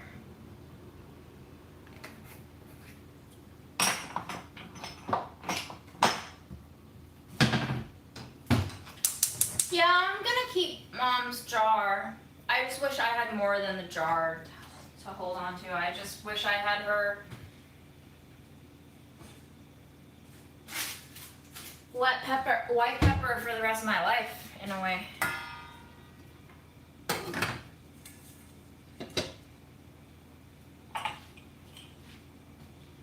I could buy her Chinese snacks off of Amazon or even at my grocery stores, but I don't know if she likes Chinese snacks. What would you buy for her? Grandma also has a cough. A lot of those packaged snacks irritate her throat and make her cough more. And she also has a roommate, so I have to be considerate of all these things. If Grandma eats things that aggravates her coughing, and then she's coughing up phlegm the whole night, and then her roommate can't sleep, and her roommate loses her mind, nobody's gonna be happy, and Grandma's gonna get worse and worse with her cough, and she's gonna panic and feel like she's running out of breath every time she has a coughing attack, and then she'll like have an anxiety breakdown. It's a lot of factors.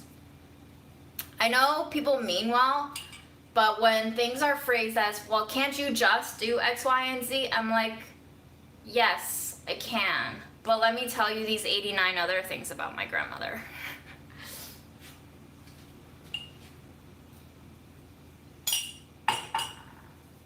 Yes, of course I wish I had her.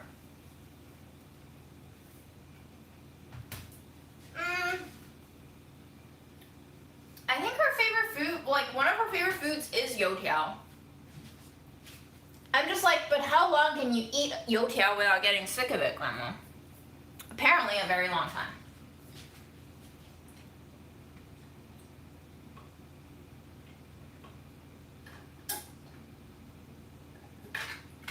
She used to love dumplings too, but she doesn't like it anymore, so go figure. Maybe it's because my chicken dumplings were so dry and lean that I traumatized her to all peanuts, or rather, to all dumplings.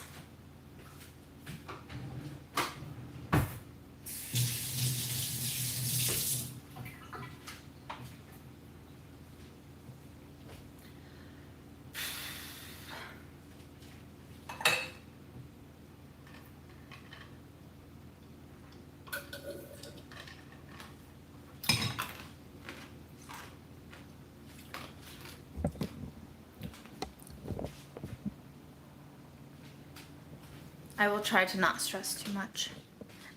Same goes for all of you.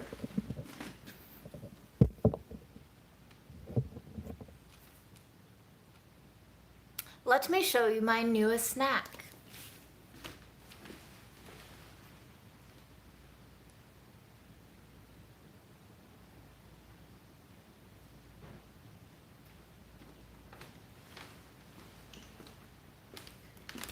So, these are the cocoa seeds that I bought from LA. They're basically like whole, if you ever had cocoa nibs, they're like whole cocoa nibs before they become nibs. They're basically like unsweetened chocolate, unfermented, unsugared, unprocessed. And then because they're kind of bitter, I pair them with raisins.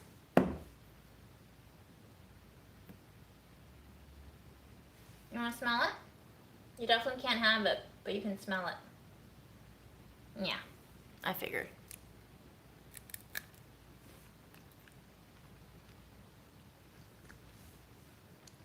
I was thinking, if anyone's watching this and wants to be a business partner,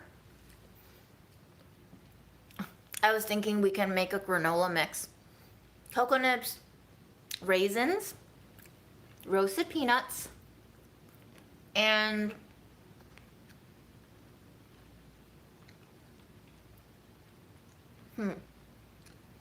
maybe like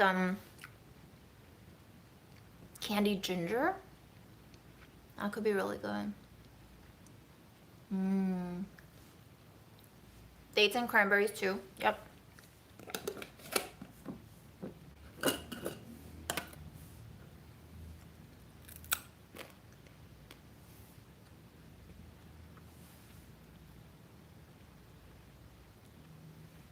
Look at Fred just chilling. Don't you wish you could be Fred chilling?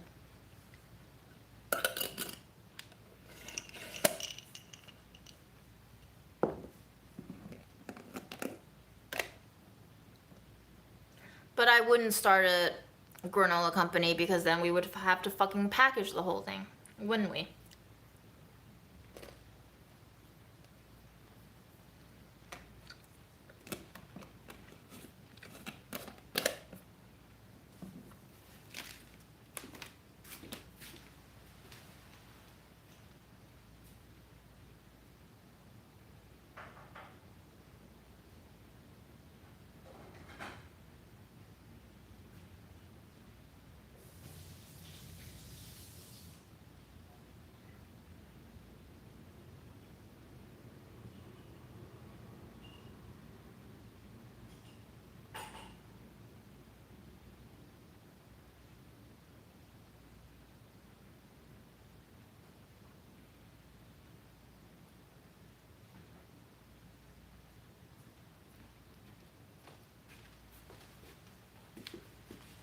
Ooh, street vendor granola? That's an idea. Holy shit. I would love to be a street vendor. A friend took me to a very fancy tasting menu place yesterday. The whole dinner took 3 hours. We found out after we left that each of those seats cost 300 something for the food and then 200 and something for the wine pairing. So our meal was somewhere between $650 and $700 per person if we had paid for it. She was invited, and so our meal was comped. And she asked me during the meal if I would ever want to open my own restaurant, and I said, hell fucking no. Never. But if there were ever an opportunity to open any sort of like a food business, I would say yes to being a street vendor, a food cart, or potentially even a bakery, but not like a cafe. I would just be a bakery. You can stand outside and eat it.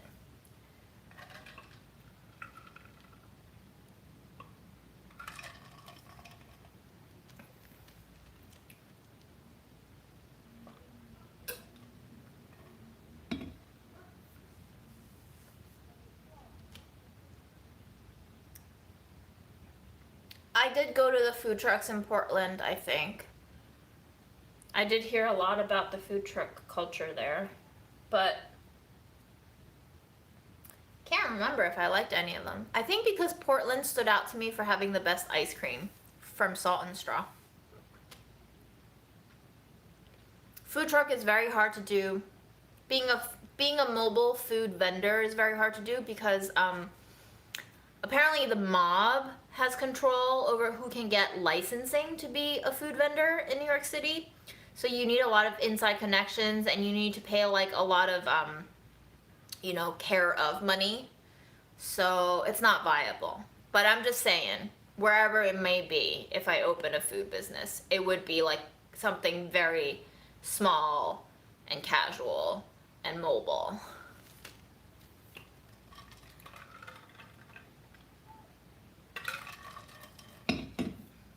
I would also just love to do like an oats truck. So we would have granola, but we would also have like special of the day hot oatmeal. We could have special of the day overnight oats. We could have oat flour baked muffins. Potential everywhere. We could sell packaged brown paper packaged butter toasted oats for all of your oat needs. If you wanted to make something at home, what else can we make with oats? My God, you're making me very excited about this non-existent oat truck.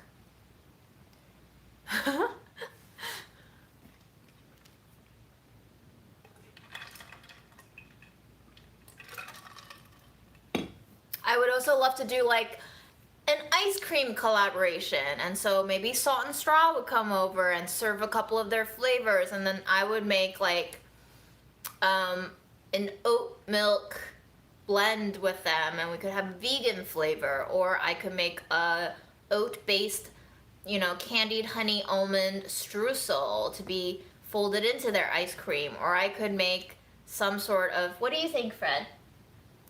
Ooh, we could make an ice cream cone, like a waffle cone made out of oat flour, or there's just so much we can do. When is the funding gonna happen?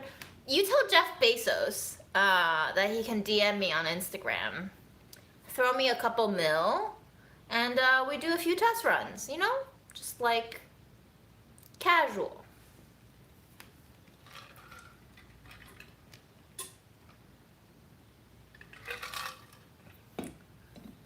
I mean, anybody can steal my ideas, but they won't do it as well as I will. But I was actually talking with my friend who invited me to this very fancy tasting menu dinner, of which I came back home at 1:30, showered, and then stayed up for the next 3.5 hours to write down all the thoughts I had of that dinner, all of like the kind of slightly triggering emotions that arose out of me of dining at such a place. I just had to like put it on Instagram so I could get it out of my system. I couldn't sleep. That's why I had 2 hours of sleep. But at the end of the dinner, when we were walking out of the restaurant, she was like, so you don't want to open a restaurant. Why? And I was like, I don't want to deal with the business side of it. Like opening a restaurant, especially in a place like New York, is just investment suicide, really. They flop more than they succeed. And I'm just not interested in handling the pressure of like PR and paying rent and paying people a living wage and like making the money moves work. And she was like, so you would like someone to finance, but you wouldn't mind being on the creative menu development side. And I was like, yeah, if anybody just wants to throw me, I don't know, $2 to $5 million for rent, I would make a menu for a fucking tasting menu, whatever. Pop-ups are all the rage these days. This is what I dream about in my spare time, and it's my favorite part of Budget Eats is like looking at the ingredients that I have on hand and thinking how they could all work together. So I love to play with ingredients and imagine them in different formats. But having a restaurant is way more than just being creative. Having a restaurant is soul draining. It will kill you. It will kill all of your desires to work in food.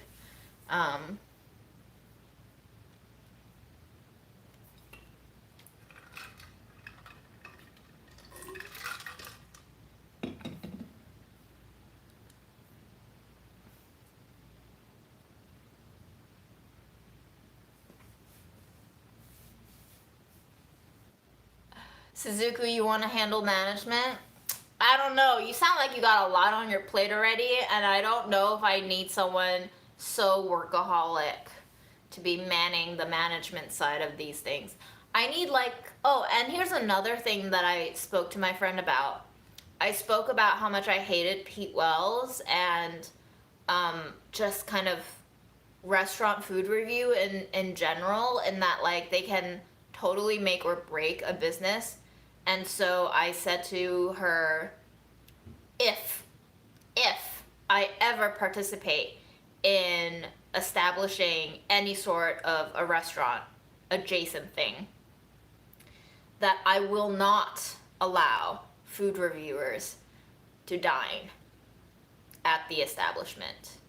And I won't close my doors to them as just a regular civilian, a regular diner. But if they come in the capacity in so far as they are a food reviewer with the intent of writing up the food, they will not be allowed to enter and dine. So for example, if Pete Wells wants to come and eat, he can come and eat. But if he comes and eat with the intention of writing a food review, he gonna get rejected. Because fuck it.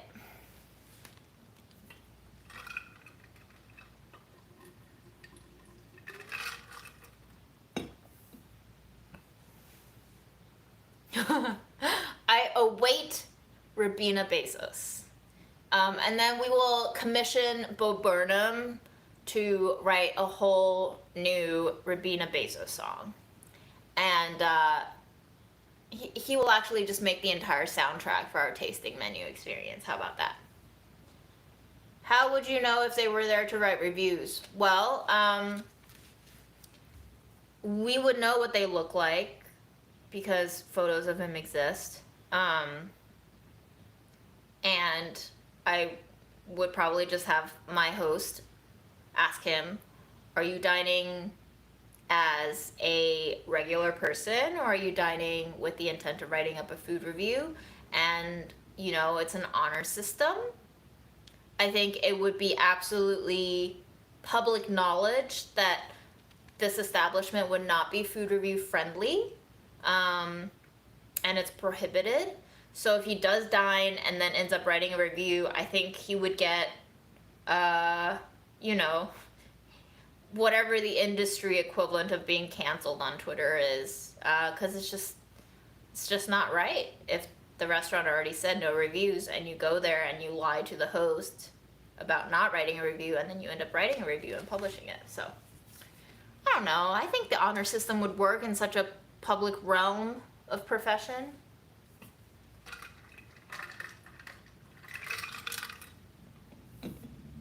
Yeah, there's no fucking way I will pay influencers. And this is why I will have no investors, because investors want to know that you are viable in terms of being the next biggest rage. You have to be able to build up hype. Because our world right now is not about content, it's about echoing ideas. And a lot of those ideas are empty. So that's why there was like a wave of the rise of food hype on Instagram. You would see all these influencers and all these posts about like the newest, biggest ice cream cone and soft serve place and like the best new pizza and whatever fad. And then you hear all these great things and all the photos look great, and then you go eat it and you're just like, wow, this did not live up to the expectations and the hype. And it took me a couple of rounds of like going to those places and being disappointed to realize that like Instagram was a terrible place to get food recommendations, especially when I was still making $12 or $13 an hour in restaurants, and like having gone somewhere to eat something and pay money for it and to understand that hype doesn't equal satisfaction or quality. It was a learning curve, but you know, Instagram is one thing, and then published food reviews in recognizable journalism is also another thing, but they are very similar in that they influence people and they seem to pass themselves off as authorities on the matter, which, you know, they can be, but authority is also a construction. We construct the idea of who has authority to speak, to do, to rule. So every single industry we've created is just another echo of playing house. It's like we never really grew up out of first grade.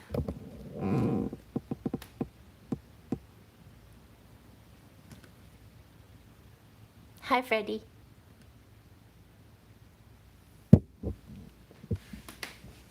Why do you always sleep in the weirdest places where I can't put camera? It's like you're so smart. Freddie, you are so beautiful and so soft and so cute.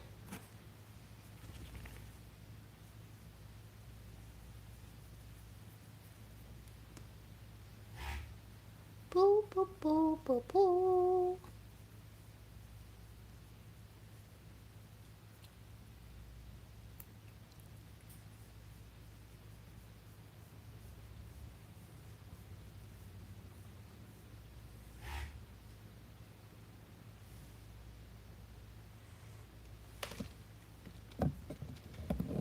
All right, I am going to see if the beans are ready to be released. Oh, and I forgot we had peanuts cooking. That would have been very bad if I just left it cooking.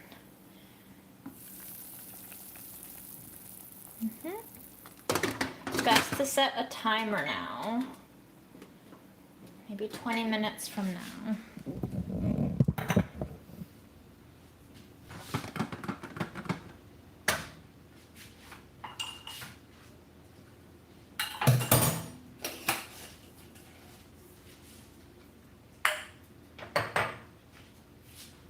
Yay! Pressure has dropped, which means we can open it.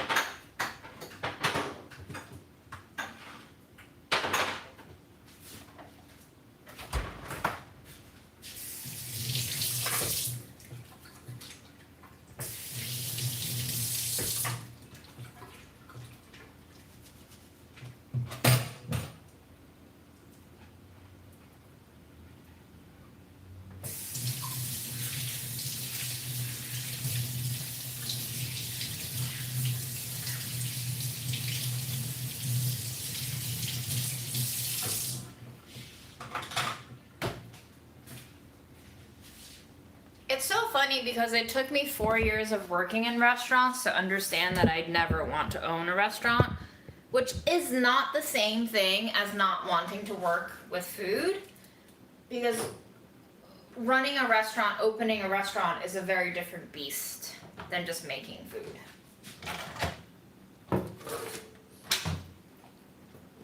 Ooh, they blowed it up. Smells real farty in here. That's pretty hot.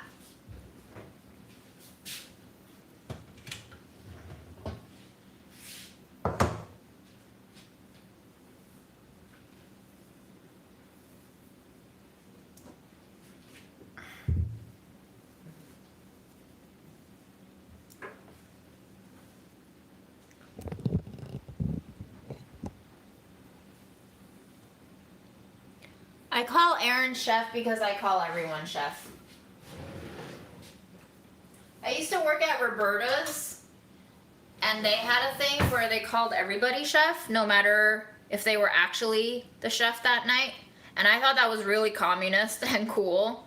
And I was like, that's awesome. I'm gonna call everyone chef now.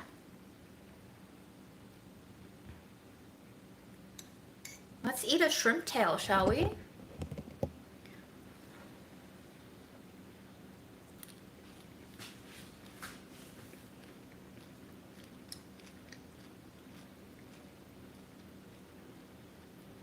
Takes a little bit of chewing. I'm not watching The Bear, no. I've heard about it. Have you? What's moving day?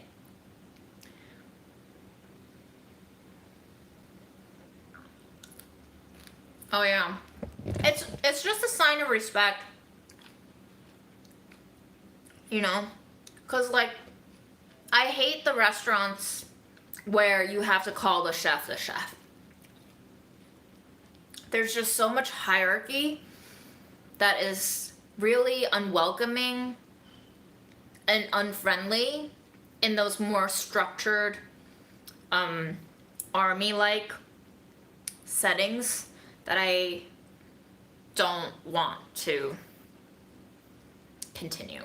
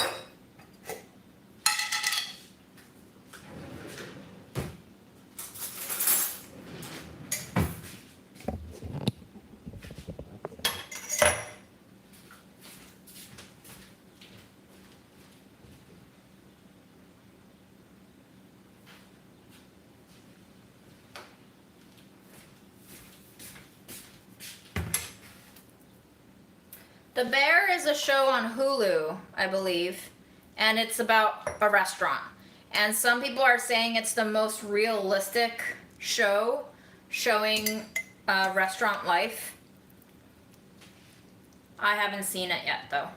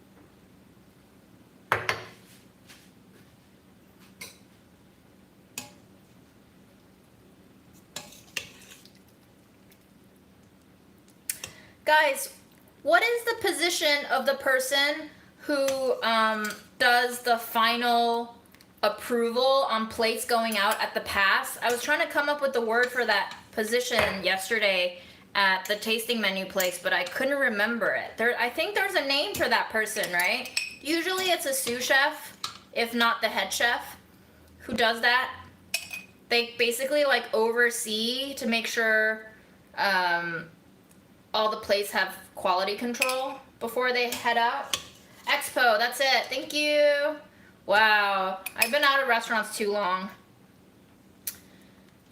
Yes.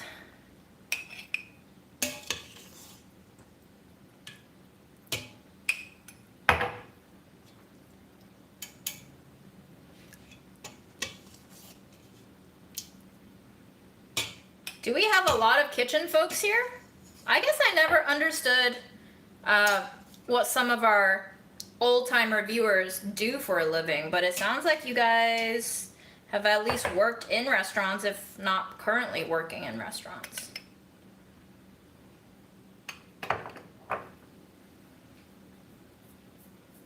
You'd have to be pretty high up there in the restaurant to work expo.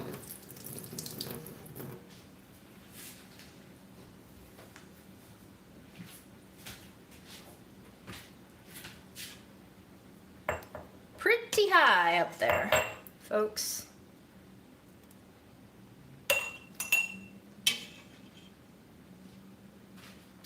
Oh, not in Rochester? They give everybody that job there?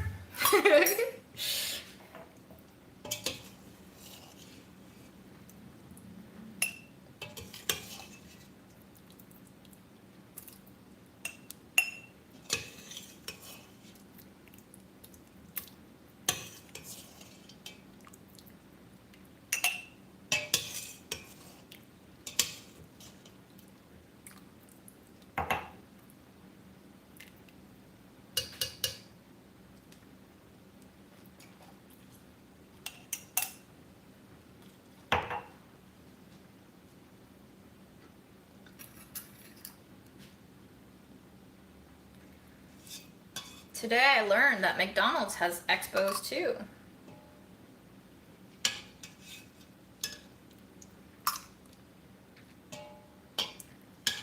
Second course of dinner today is shrimp shells. Yum.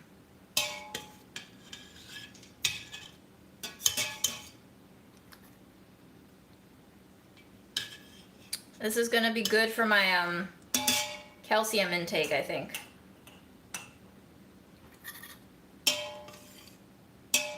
I actually think at our tasting menu, we will be doing zero waste because that's a huge thing. And what we're gonna do is we're gonna take shrimp shells like this. We're gonna boil them to soften them. We're gonna season them. And then we're going to fry them. And once they're crisp, we're gonna take creamy beans and we're gonna mash them into a paste. And then we're going to pipe that paste with a little bit of herbs and spices into that fried shrimp shell, and you will have a nice little, I don't know what they call it. I guess it's a savory amuse-bouche. Do they have savory amuse-bouches? That's definitely going on our menu. Who's taking notes? Who's my sous chef?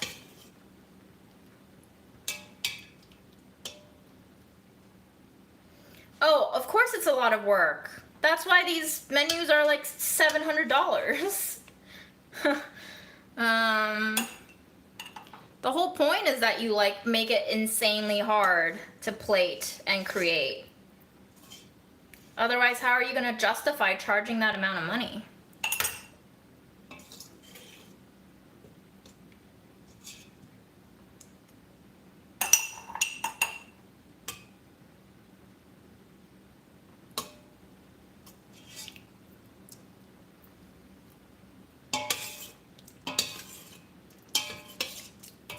We could just McDonald's it and then take the shrimp shells, toss them in a rice slurry batter, deep fry them, season them, and then sell them as fries, basically, but zero waste fries. Better? Is that better? Easier, for sure. But that's the only difference that separates McDonald's and a tasting menu, really. A lot of stuff goes behind the scenes at McDonald's development centers to make sure that their flavors are addictive enough to dominate the market. The same way that you would have chefs creating tasting menus. It's just obviously mass produced. The thing about tasting menus is it's not mass produced, so the exclusivity of the experience is what's going into the pleasure principle, the payout, and the pay-in.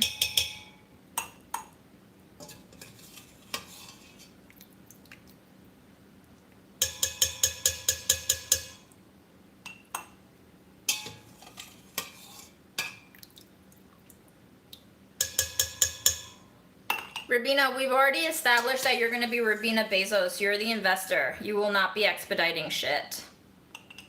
You already have a job.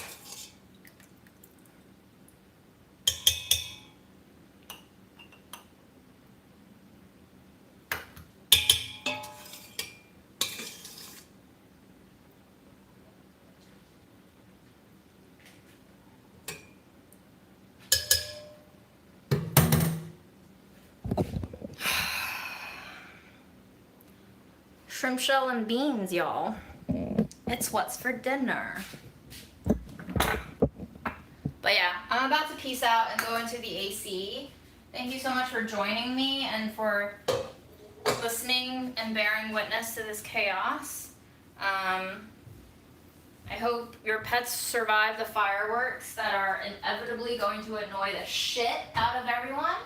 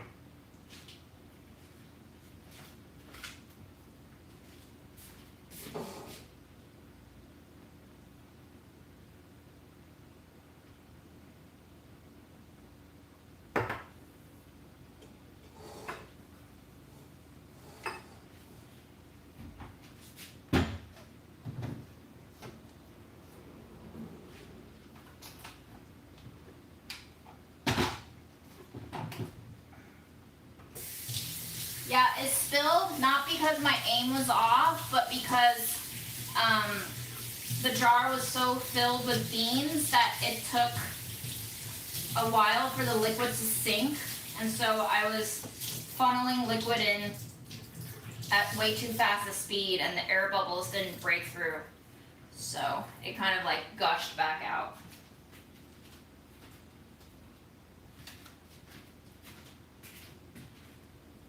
It is beans. Let's go slow.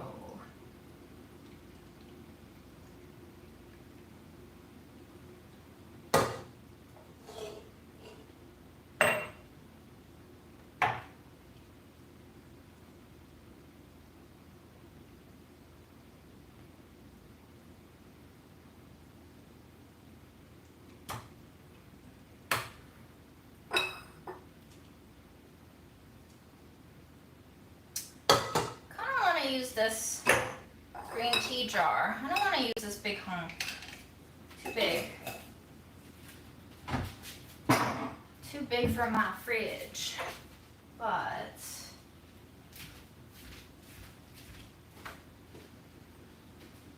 hi Fred. How's it going, buddy?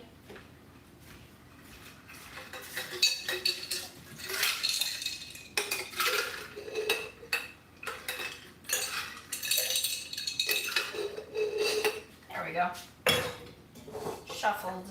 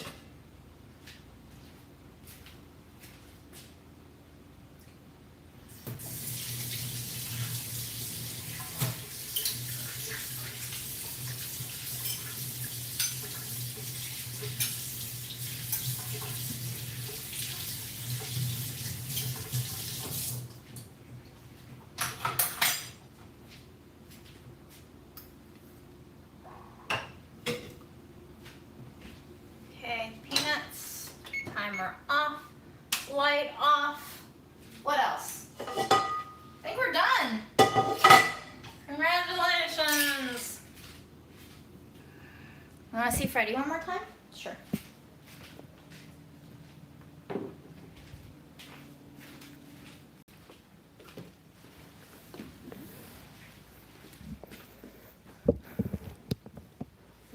Hi.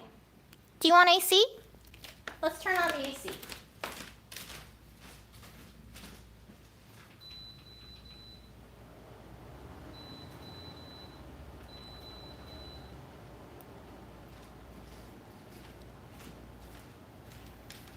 that feel better?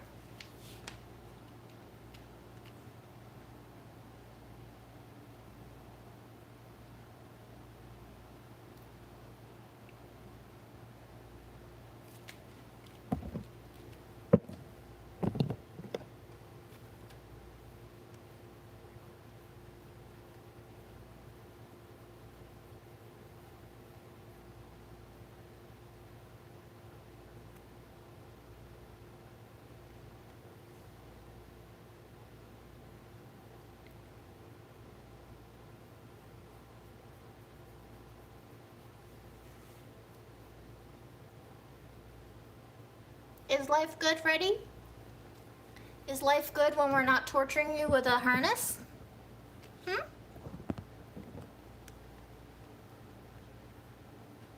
Yeah. Look at these little paws.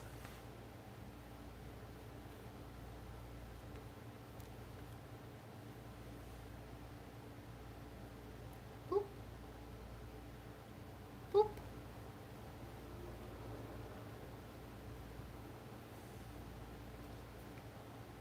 Happy 4th? Happy 4th, Freddie?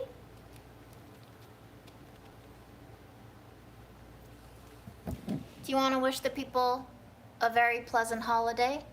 Responsible drinking, responsible fireworks, responsible eating. Oh, big stretch, big yawn. Yeah, get your sleep in, stay hydrated, use sunblock. We don't want skin cancer. Yeah, you too. Bye, y'all. Have a peaceful one. Let's hope.